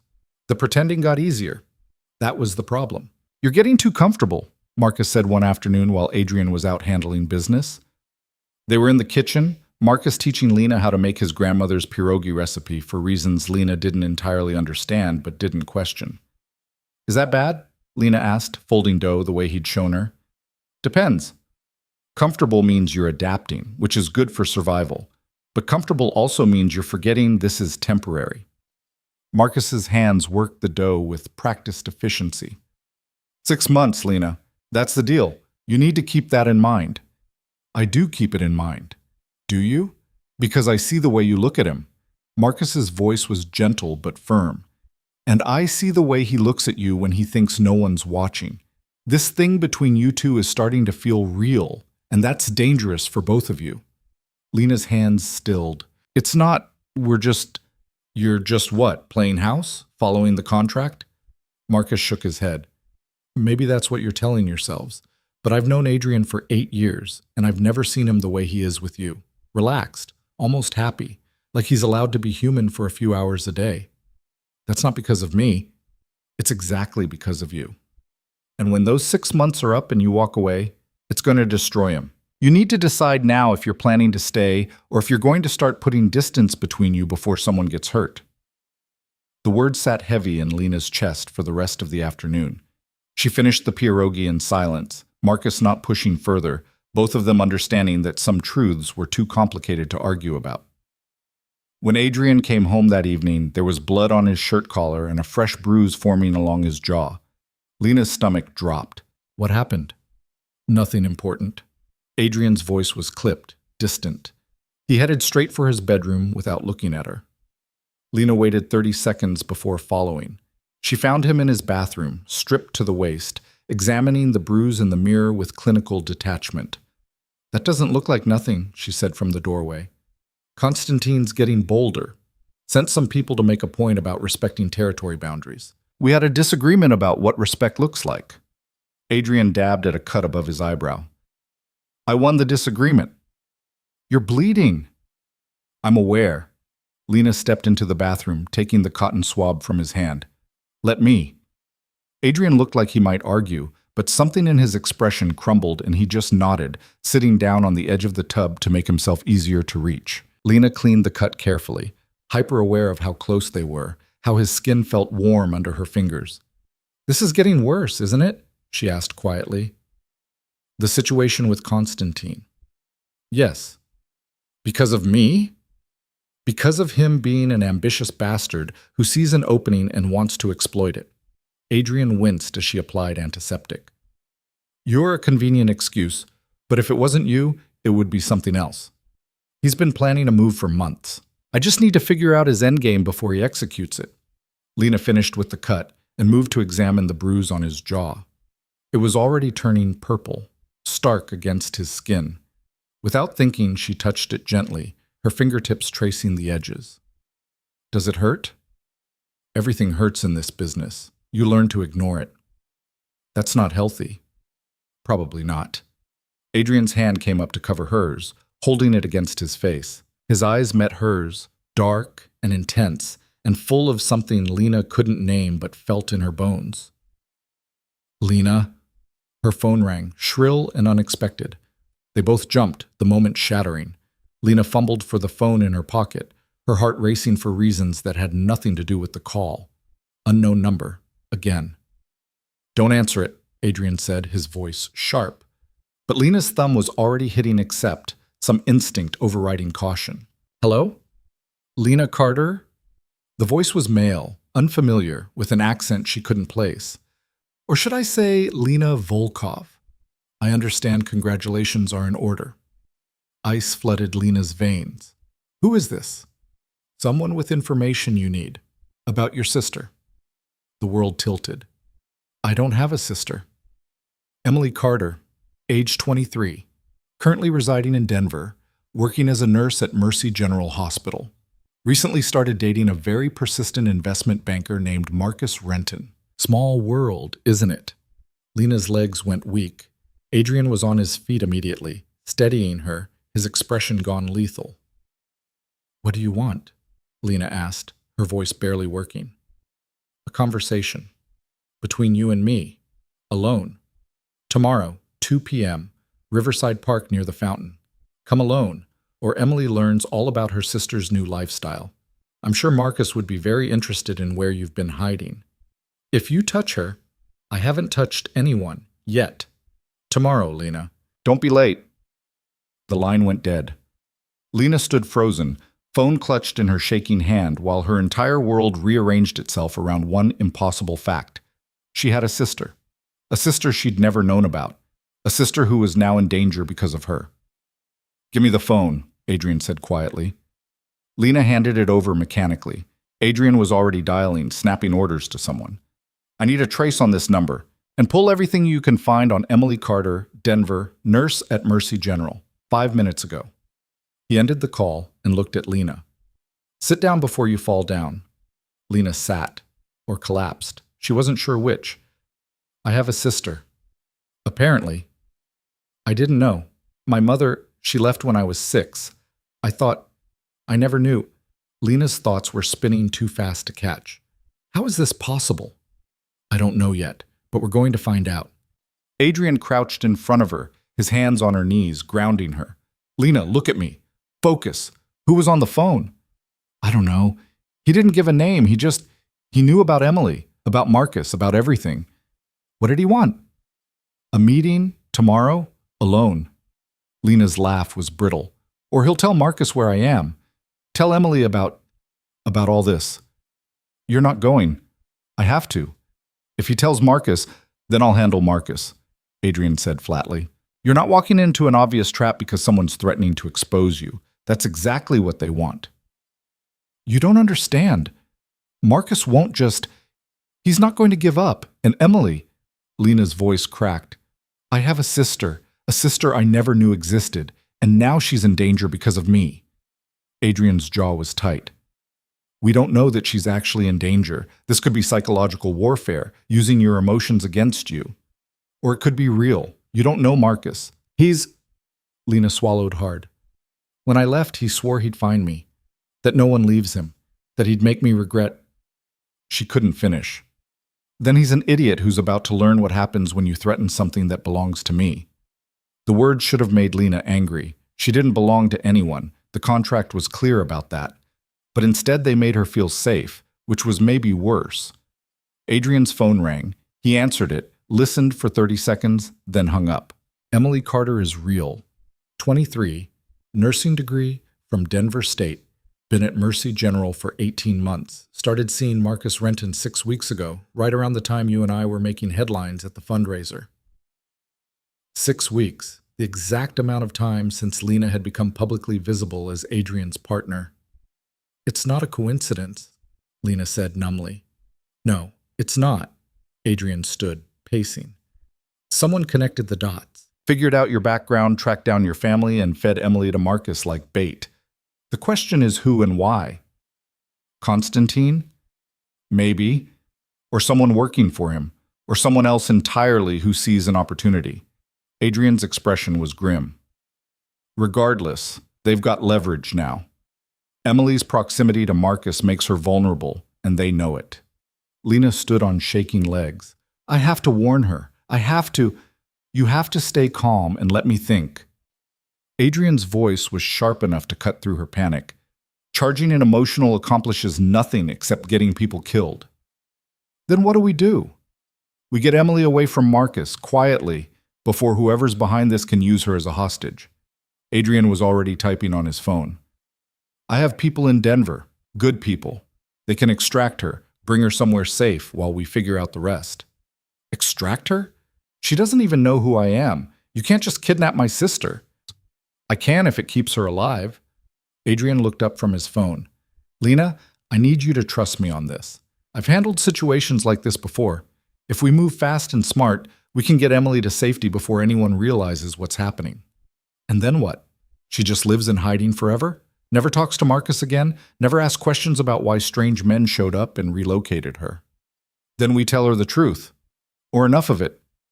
Adrian's voice softened. But first we get her clear. Everything else we can figure out later. Lena wanted to argue, wanted to insist on doing this herself, on not dragging more people into the violence that seemed to follow her everywhere.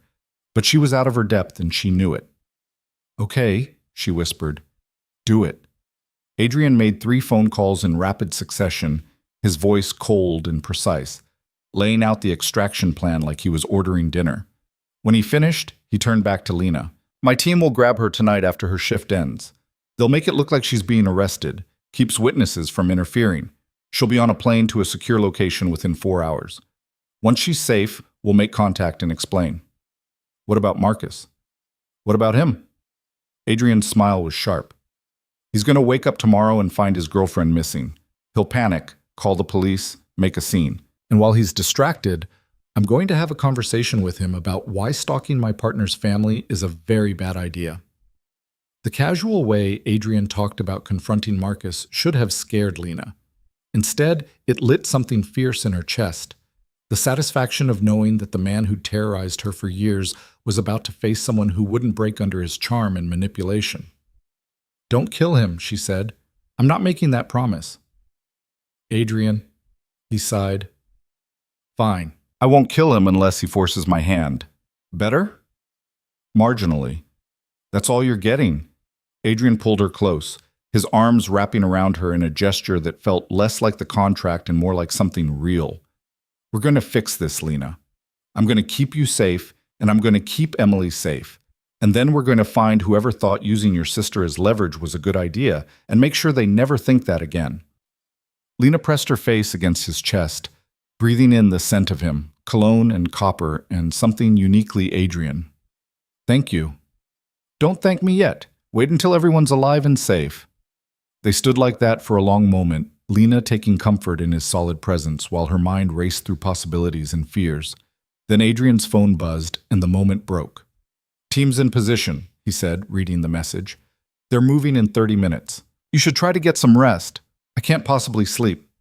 Then sit with me while I work. I need to coordinate a few things." So Lena followed Adrian to his study and curled up in the leather chair by the window while he made calls and sent encrypted messages and orchestrated her sister's rescue with the same efficiency he probably used to run his criminal empire. It should have been disturbing. Instead, Lena found it reassuring, proof that Adrian knew what he was doing, that he could protect the people he cared about.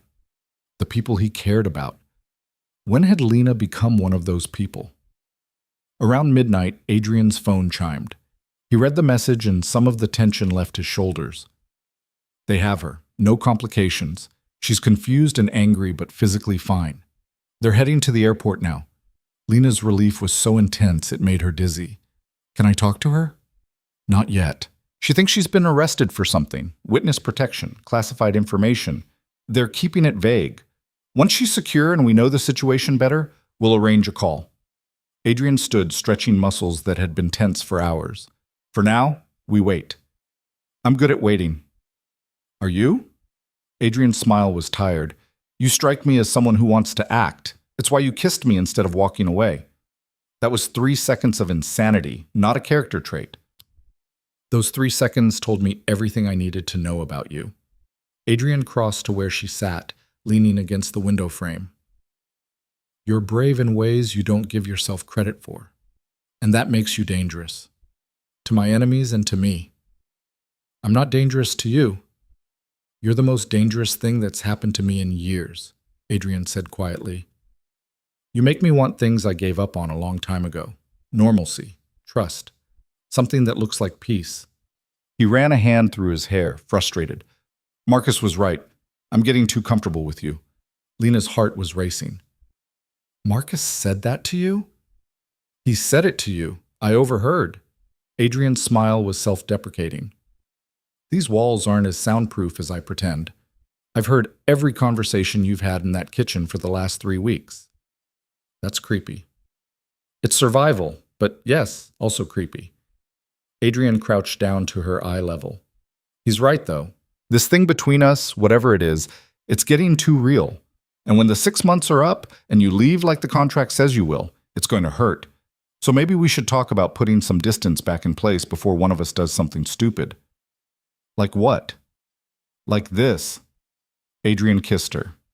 It wasn't like the kiss at the Grandview. That had been panic and adrenaline and Lena trying to save his life. This was slow, deliberate, Adrian's hand cradling her face like she was something precious. His mouth was warm and careful, giving her every opportunity to pull away. Lena didn't pull away.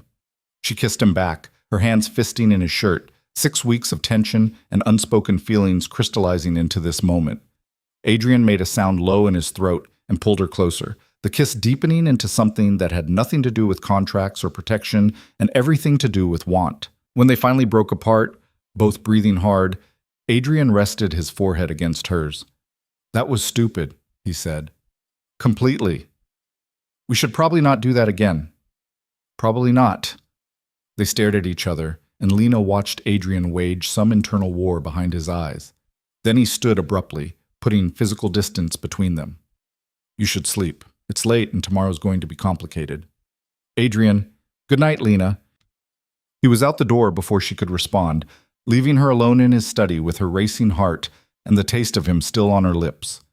Lena sat in the leather chair for a long time, touching her mouth, trying to figure out what the hell had just happened and what it meant for the careful lines they'd drawn around their arrangement. The contract said 6 months. Professional distance, a business transaction. But that kiss had felt like a promise. By morning, Adrian had retreated back into professional courtesy, greeting Lena with coffee and a briefing about Emily's situation like he hadn't kissed her senseless 12 hours earlier. Lena let him maintain the fiction, understanding that some things were too complicated to address directly. "Emily's at a secure facility outside the city," Adrian said, tablet in hand. "Medical staff has checked her over. She's fine, just rattled. She's demanding answers and threatening lawsuits, which honestly is a good sign. Means she's got fight in her." "She sounds like you," Lena said. Adrian's mouth quirked. "I'll take that as a compliment. Anyway, I think it's time you two talked. Are you ready?" Lena's stomach churned. "I don't know what to say to her. Hi. I'm the sister you never knew existed, and also I'm the reason armed men grabbed you off the street?" "Start with hello and work from there." Adrian handed her his phone with a video call already queued up. "You don't have to explain everything right now, just let her know she's safe, and you're working on getting her home." Lena took the phone with shaking hands and hit connect. The woman who appeared on screen looked so much like Lena it was jarring. Same dark hair, same sharp cheekbones, same stubborn set to her jaw. But where Lena's eyes were guarded and wary, Emily's were blazing with anger. "Who the hell are you?" Emily demanded. "And why am I being held in some facility that won't tell me anything except that I'm in protective custody from an unspecified threat?" "My name is Lena," Lena said, her voice steadier than she felt. "And I'm your sister." Emily's expression went from angry to shocked to skeptical in 3 seconds flat. "Bull. I don't have a sister. Our mother left when I was 6. I thought I was an only child too until yesterday." Lena took a breath. "I know this sounds insane, but we have the same mother, Catherine Carter, and I'm the reason you're in danger." "What kind of danger, and why should I believe anything you're saying?" "Fair questions." Lena glanced at Adrian, who nodded encouragingly. "You've been seeing someone, Marcus Renton, investment banker, very charming, probably swept you off your feet pretty quickly." Emily's face went carefully blank. "How do you know about Marcus?" "Because I used to date him. 2 years, Denver. He was—" Lena's throat closed up. "He was abusive. When I finally got the courage to leave, he swore he'd find me. And he did. Through you." "That's insane. He's sweet. He's kind. He's a performer," Lena interrupted. "He's good at making people believe he's safe right up until he's not. Ask him about his ex-girlfriend who had a skiing accident. Ask him about the restraining order that mysteriously disappeared from court records. Ask him anything about his past and watch how good he is at deflecting." Emily was quiet for a long moment. "You're serious." "I'm serious. And I'm sorry. I didn't know you existed until yesterday, but the second I found out you were involved with Marcus, I had to get you away from him." "By having me kidnapped?" "By having you protected," Lena corrected. "The people who grabbed you work for someone I trust. They won't hurt you. They're just keeping you safe until we can neutralize the threat." "And who's we?" Adrian leaned into frame, his expression neutral. "Adrian Volkov. I'm the one who authorized your extraction. Apologies for the dramatic method, but time was a factor." Emily's eyes widened. "Volkov? As in, I've seen you on the news. You're that crime lord guy who—" She looked at Lena, pieces clicking together. "Oh my God, you're dating him?" "It's complicated," Lena said. "It's really not," Adrian countered. "I'm protecting your sister. She saved my life. I'm returning the favor. Part of that favor now includes keeping you alive." Emily looked between them, processing. "This is insane.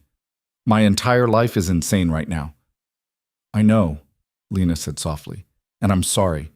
But Marcus is dangerous, and whoever's using him to get to me is even more dangerous. We needed you somewhere safe before things escalated." "Things like what?" "Things like me," Adrian said flatly. "I'm going to have a conversation with Marcus Renton about appropriate behavior regarding my partner's family. It's going to be unpleasant. You don't need to be anywhere near Denver when that happens." Emily stared at him. "Are you going to kill him?" I promised Lena I'd try not to. That's not reassuring. It's not meant to be. It's meant to be honest. Adrian stood. I'll give you two some privacy. Lena, you have 30 minutes, then we need to prep for the meeting at Riverside.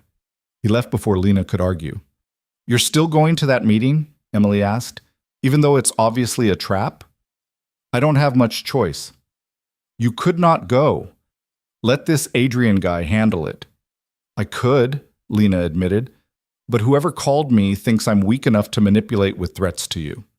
I want them to understand they're wrong. Emily's expression shifted, something like respect flickering across her features. You're braver than I thought. Or stupider. Hard to tell sometimes. Lena smiled weakly.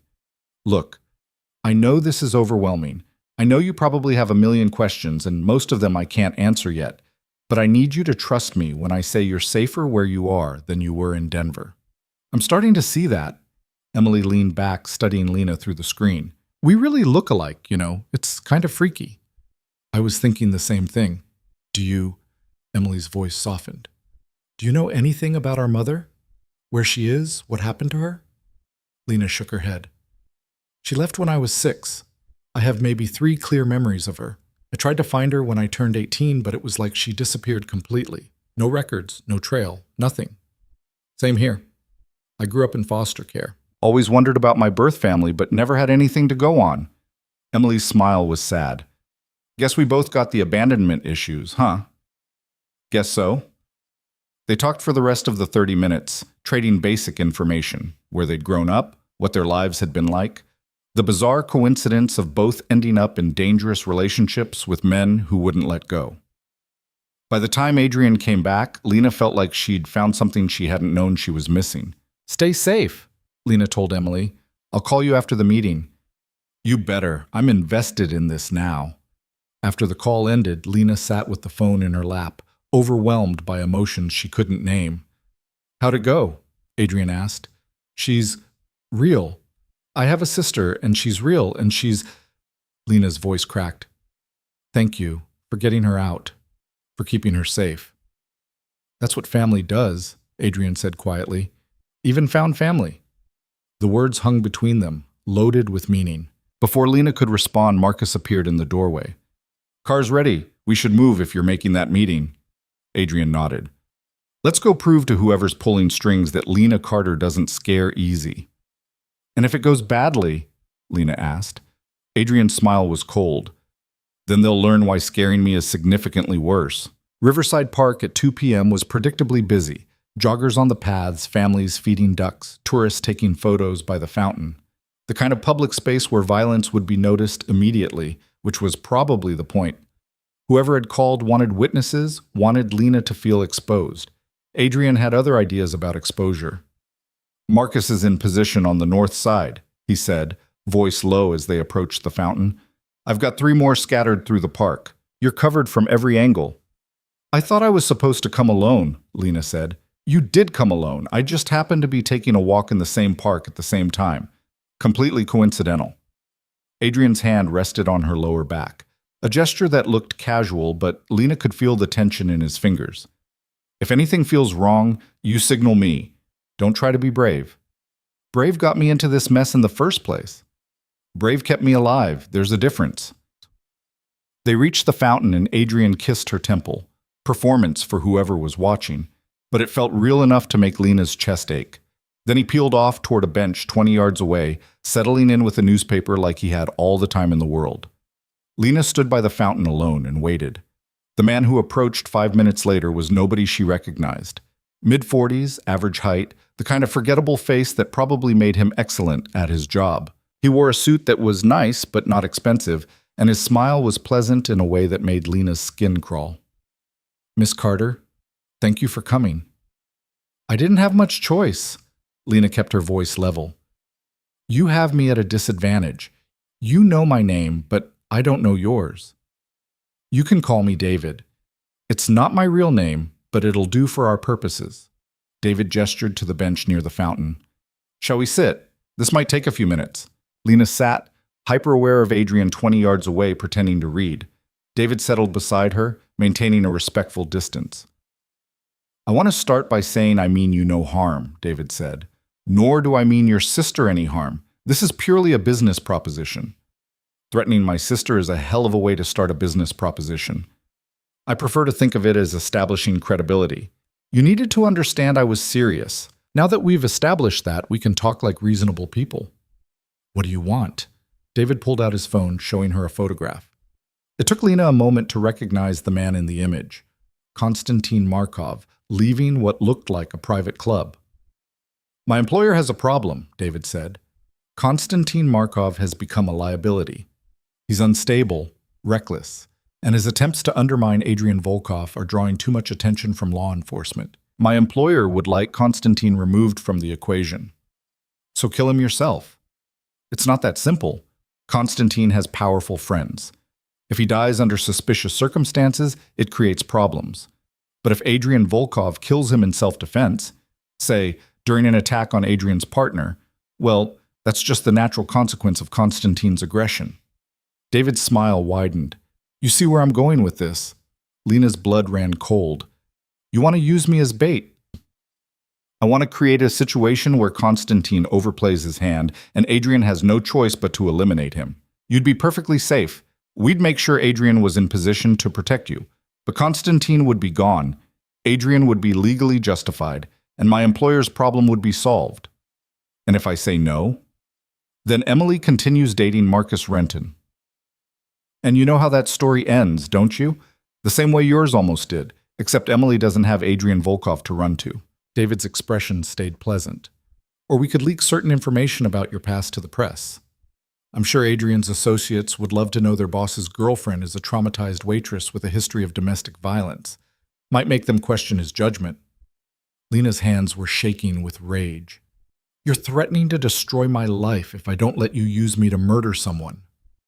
I'm offering you a way to protect your sister and maintain your current lifestyle. The murder part is just a side benefit. David stood. You have 24 hours to decide. If I don't hear from you, I'll assume the answer is no and proceed accordingly with Emily. He walked away before Lena could respond, disappearing into the crowd of park visitors like he'd never existed. Adrian was beside her in seconds, his hand on her shoulder. Did you get it? Lena nodded mutely. She was wearing a wire. Adrian had insisted, despite her protests about honesty. Now she was grateful. Every word of David's proposition had been recorded. Good girl, Adrian murmured. Let's go home. In the car, Marcus driving while Adrian sat in back with Lena, they listened to the recording twice.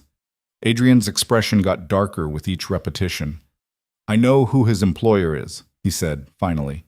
There are only 3 people in this city with the resources to orchestrate this kind of manipulation.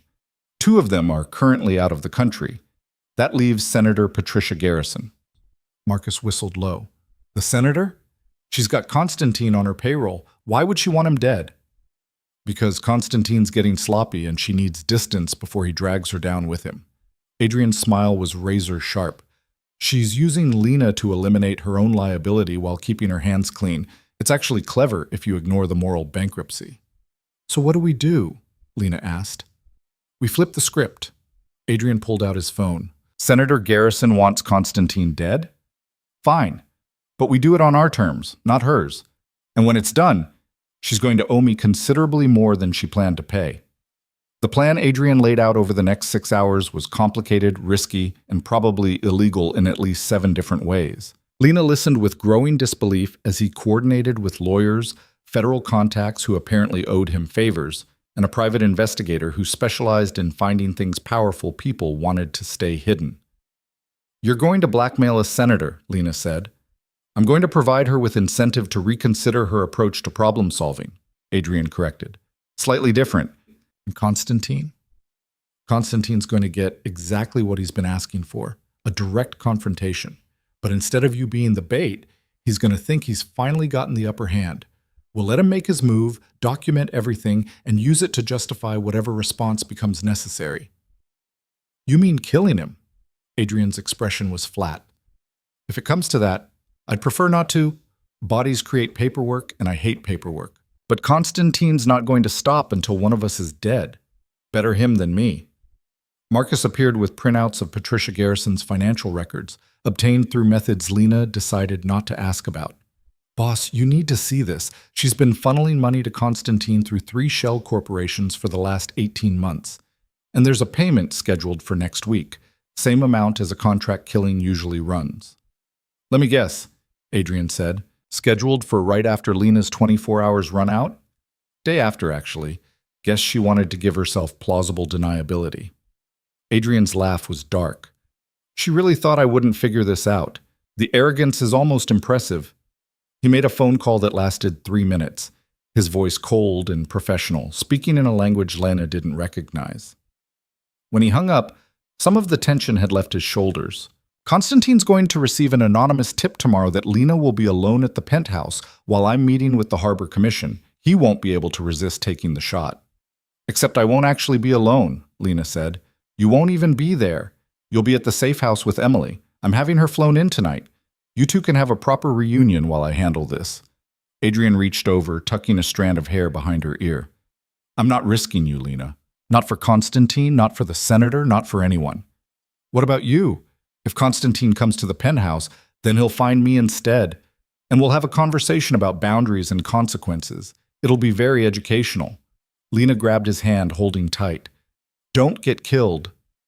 I'll do my best. Adrian's thumb traced across her knuckles. But if something goes wrong, Marcus has instructions. You and Emily will be taken somewhere safe, given new identities, enough money to start over properly. The contract terms will be honored regardless. I don't care about the money. I know, but I care about you being taken care of. Adrian leaned forward, pressing his forehead to hers. These last 6 weeks, you've made me remember what it feels like to want something beyond survival. I won't forget that, whatever happens tomorrow. Adrian, let me finish. His voice was rough. When this is over, when Constantine and the senator are handled and Emily's safe, we're going to renegotiate the contract because 6 months isn't enough, and I'm tired of pretending this is just business. Lena's heart was hammering. What are you saying? I'm saying I want you to stay, not because of debt or protection or contracts, because Adrian stopped, seeming to struggle with words. Because you make me want to be someone who deserves normal things, someone who gets to keep what he cares about. He kissed her then, slow and deep and nothing like their first kiss or the desperate one in his study.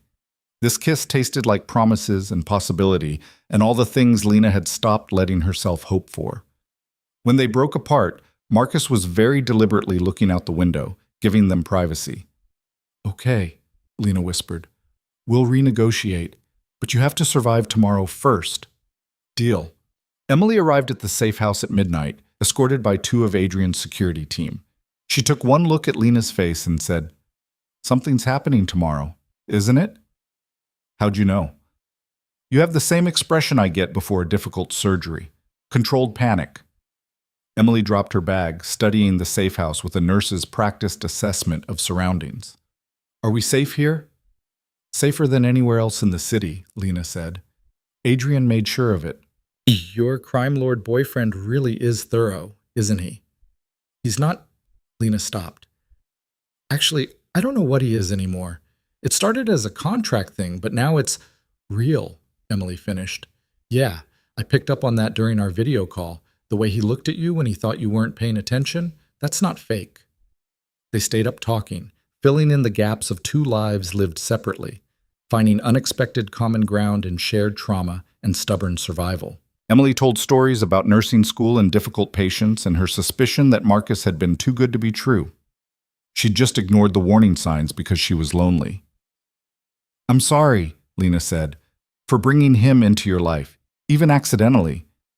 You didn't bring him anywhere. He targeted me because of you, but that's on him, not you. Emily's voice was firm. And honestly, finding out I have a sister kind of makes up for the whole kidnapping thing. I've never had family before. It's kind of amazing, actually. Lena felt her throat close up. Yeah, it really is. Marcus knocked on the door at dawn. Boss wants to talk to you before he heads out. Adrian was in the safe house kitchen, coffee in hand, dressed in tactical gear that made him look every inch the dangerous man he was. When he saw Lena, his expression softened. Couldn't sleep? He asked. Too wired. You? Same. Adrian set down his coffee. Constantine took the bait. He's planning to hit the penthouse around noon with 6 men. We'll be ready. How ready? Marcus will be there with a full security team. I've got federal agents on standby. Turns out when you provide evidence of a senator ordering contract killings, people are willing to bend rules about jurisdictional issues. Adrian's smile was sharp. Constantine's going to walk into the cleanest trap I've ever set. By dinner time, he'll be in federal custody, and Senator Garrison will be explaining her financial records to very interested investigators. And Marcus? My Marcus. Currently being interviewed by Denver police about domestic violence allegations. Turns out 3 of his ex-girlfriends were willing to come forward once they learned they weren't alone. He won't be bothering anyone for a long time. The relief that flooded through Lena was overwhelming. It's really over? Almost. I still have to survive today. Adrian pulled her close, his arms solid around her. But yeah, after today, you're free. Emily's free. We're all free to figure out what comes next without someone threatening to kill us. I like the sound of that. Me too. Adrian pulled back, studying her face like he was memorizing it. If something goes wrong today, it won't. But if it does, I need you to know you gave me something I thought I'd lost. Hope. The belief that maybe I could have something beyond this life. That's everything, Lena. Lena kissed him, pouring every emotion she couldn't articulate into the gesture. When they broke apart, Adrian's eyes were bright. Don't die, she said fiercely. You promised we'd renegotiate, and I'm holding you to it. Yes, ma'am. Then he was gone, Marcus trailing behind him, leaving Lena and Emily in the safe house with armed guards and nothing to do but wait. The hours crawled by. Emily tried to distract Lena with conversation, but every noise made them both jump. Finally, at 1 p.m., Lena's phone rang. Adrian's voice was steady. It's done. Constantine?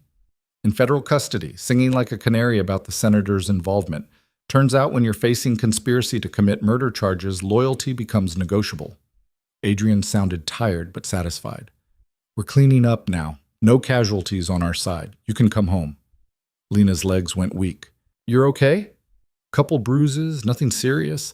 Constantine's men weren't as well trained as he thought. Adrian paused. Lena, I kept my promise. Now you have to keep yours. What promise? Renegotiation, you and me. Figuring out what this is without contracts or threats or anything except what we actually want. I want to see you, Lena said. Right now, I'm sending Marcus to get you, both of you. Emily should see what she's gotten herself into. The penthouse looked like a war zone. Broken furniture, bullet holes in the walls, blood on the marble floor that people were cleaning up with industrial efficiency. Adrian stood in the middle of it all, coordinating with what looked like a dozen different agencies, his voice calm despite the chaos. When he saw Lena, everything else fell away. He crossed the room in long strides and pulled her into his arms, burying his face in her hair. It's over, he said. Really over. Constantine's done. The senator's finished. Marcus is facing charges. You're safe. Lena clung to him, breathing in the scent of cordite and sweat. And beneath it all, Adrian. I was terrified. So was I. Kept thinking, what if something went wrong? What if I didn't get to tell you? Adrian pulled back, framing her face with his hands. I love you. I know it's fast and probably insane and definitely not what either of us planned, but I love you, and I need you to know that. You love me? Lena's voice cracked. Completely. Probably started the night you kissed me and saved my life, but definitely by the time you signed that ridiculous contract. Adrian's smile was soft.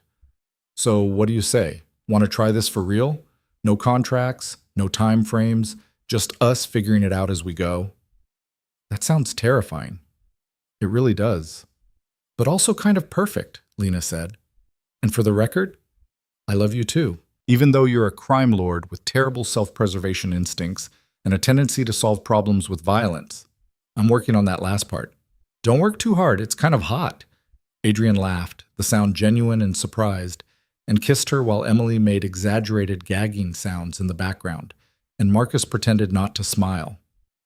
The cleanup took 3 days. Federal investigations, depositions, paperwork that made Adrian's earlier comment about hating bureaucracy seem like an understatement. Senator Garrison resigned in disgrace. Constantine accepted a plea deal that would keep him in prison for the next 20 years, and Marcus Renton was convicted on multiple counts of domestic violence, with 3 more cases pending. Emily decided to stay in the city, taking a position at Metropolitan General Hospital and moving into an apartment 2 blocks from the penthouse. She and Lena had dinner twice a week, making up for lost time, building the sisterhood they'd never had. Adrian started the slow process of restructuring his business, moving away from the violent tactics his uncle had favored toward something more sustainable. It wasn't clean. Lena wasn't naive enough to believe it could be, but it was better. Less body count, more strategy. And through it all, Lena and Adrian figured out what they were to each other beyond contracts and protection. They fought about stupid things like whose turn it was to choose dinner. They learned each other's routines and rhythms. They built something that looked surprisingly like normal, even if normal included security details and encrypted phones. 4 months after Constantine's arrest, Adrian found Lena on the penthouse balcony, watching the sunset paint the city gold. "Thinking deep thoughts?" he asked, wrapping his arms around her from behind. "Thinking about how different everything is from 6 months ago. I was serving champagne and trying to be invisible. Now I'm..." Lena gestured vaguely at the penthouse, at the life she'd built. "This, whatever this is. Happy, maybe?" "Yeah," Lena said softly. "Maybe happy. I have something for you." Adrian pulled a folder from his jacket. "Remember how I said I'd handle Marcus? This is the final piece." Inside was a restraining order, permanent and ironclad, along with documentation of Marcus's conviction and a report from Adrian's investigator confirming that Marcus Renton's assets had been seized, his reputation destroyed, his power completely dismantled. "He can't hurt you anymore," Adrian said. "He can't hurt anyone anymore. It's done." Lena stared at the papers, emotions too complicated to name washing over her. Relief, satisfaction, and underneath it all, a sense of safety she hadn't felt in years. "Thank you," she whispered. "You don't have to thank me for protecting what's mine." Adrian turned her to face him. "Though, actually, I need to ask you something about that." "About what?" Adrian pulled a small box from his pocket, and Lena's heart stopped. "Before you panic, this isn't a proposal. Not yet, anyway." Adrian opened the box to reveal a simple silver ring. "This is a promise. That I'm in this for real, not because of contracts or obligations, but because I choose you. Every day, for as long as you'll have me." "Adrian, you don't have to answer now. I just wanted you to know where I stand. That when you're ready, if you're ready, I'm here. Building something real with you is the best thing I've ever done." Lena took the ring, slipping it onto her finger. It fit perfectly, of course. Adrian was thorough like that. "I'm ready," she said. "I've been ready since you kissed me in your study and looked terrified about it. I love you, and I want this, the real thing. No more pretending." "No more pretending," Adrian agreed. He kissed her while the sun set over the city, painting everything in shades of gold and possibility. Emily found them there an hour later, still wrapped around each other, and rolled her eyes affectionately. "You two are disgustingly in love. It's actually kind of inspiring." "Stick around," Adrian said. "I'm about to order dinner, and Lena's going to argue with me about whether Thai or Italian is better. It's our Thursday tradition." "Thai is obviously better," Lena argued. "Italian has more variety. Thai has better leftovers." They argued about dinner while Emily laughed, and Marcus showed up with wine, and somewhere in the middle of the chaos and warmth and family that wasn't blood but felt like it, Lena realized this was what happiness looked like. Not perfect, not clean, not the fairy tale she'd once imagined as a girl, but real. Hard-won and complicated and built on survival and choice and love that had grown in the spaces between danger. A year later, Adrian did propose properly, in the sculpture gallery where they'd hidden during the fundraiser in front of the bronze woman forever frozen in flight. Lena said yes before he finished asking, and Emily cried, and Marcus gave a speech about how he'd known from day one they'd end up here. They got married in a small ceremony, immediate family only, with security that would have made the Secret Service jealous. Emily was Lena's maid of honor. Marcus stood up for Adrian. It was simple and perfect and everything Lena had stopped letting herself dream about. On their wedding night, in the penthouse that had become home, Adrian pulled Lena close and said, "I never thought I'd have this. Someone to build a life with. Someone who sees all my broken pieces and stays anyway." "Your broken pieces fit my broken pieces," Lena said. "We make something whole together." Very poetic for someone who used to serve champagne. "I contain multitudes." "You really do." Adrian kissed her forehead, her nose, her mouth. "Thank you for saving my life that night, and every day since. Thank you for giving me a reason to stop running." They fell asleep tangled together, safe and chosen, and free from the violence that had brought them together but no longer defined them. Outside, the city sprawled in all its complicated beauty, full of danger and possibility in equal measure. But inside the penthouse, wrapped in Adrian's arms, with her sister sleeping soundly 2 blocks away, and a life built on courage waiting for tomorrow, Lena finally had what she'd been searching for all along. Not rescue, not escape, but peace. Hard-won and real, and finally, blessedly, hers. And in the quiet moments before sleep claimed her completely, Lena thought about the terrified waitress who'd kissed a stranger to save his life and marveled at how far 3 seconds of courage could carry you. All the way home, it turned out. All the way to exactly where you were meant to be.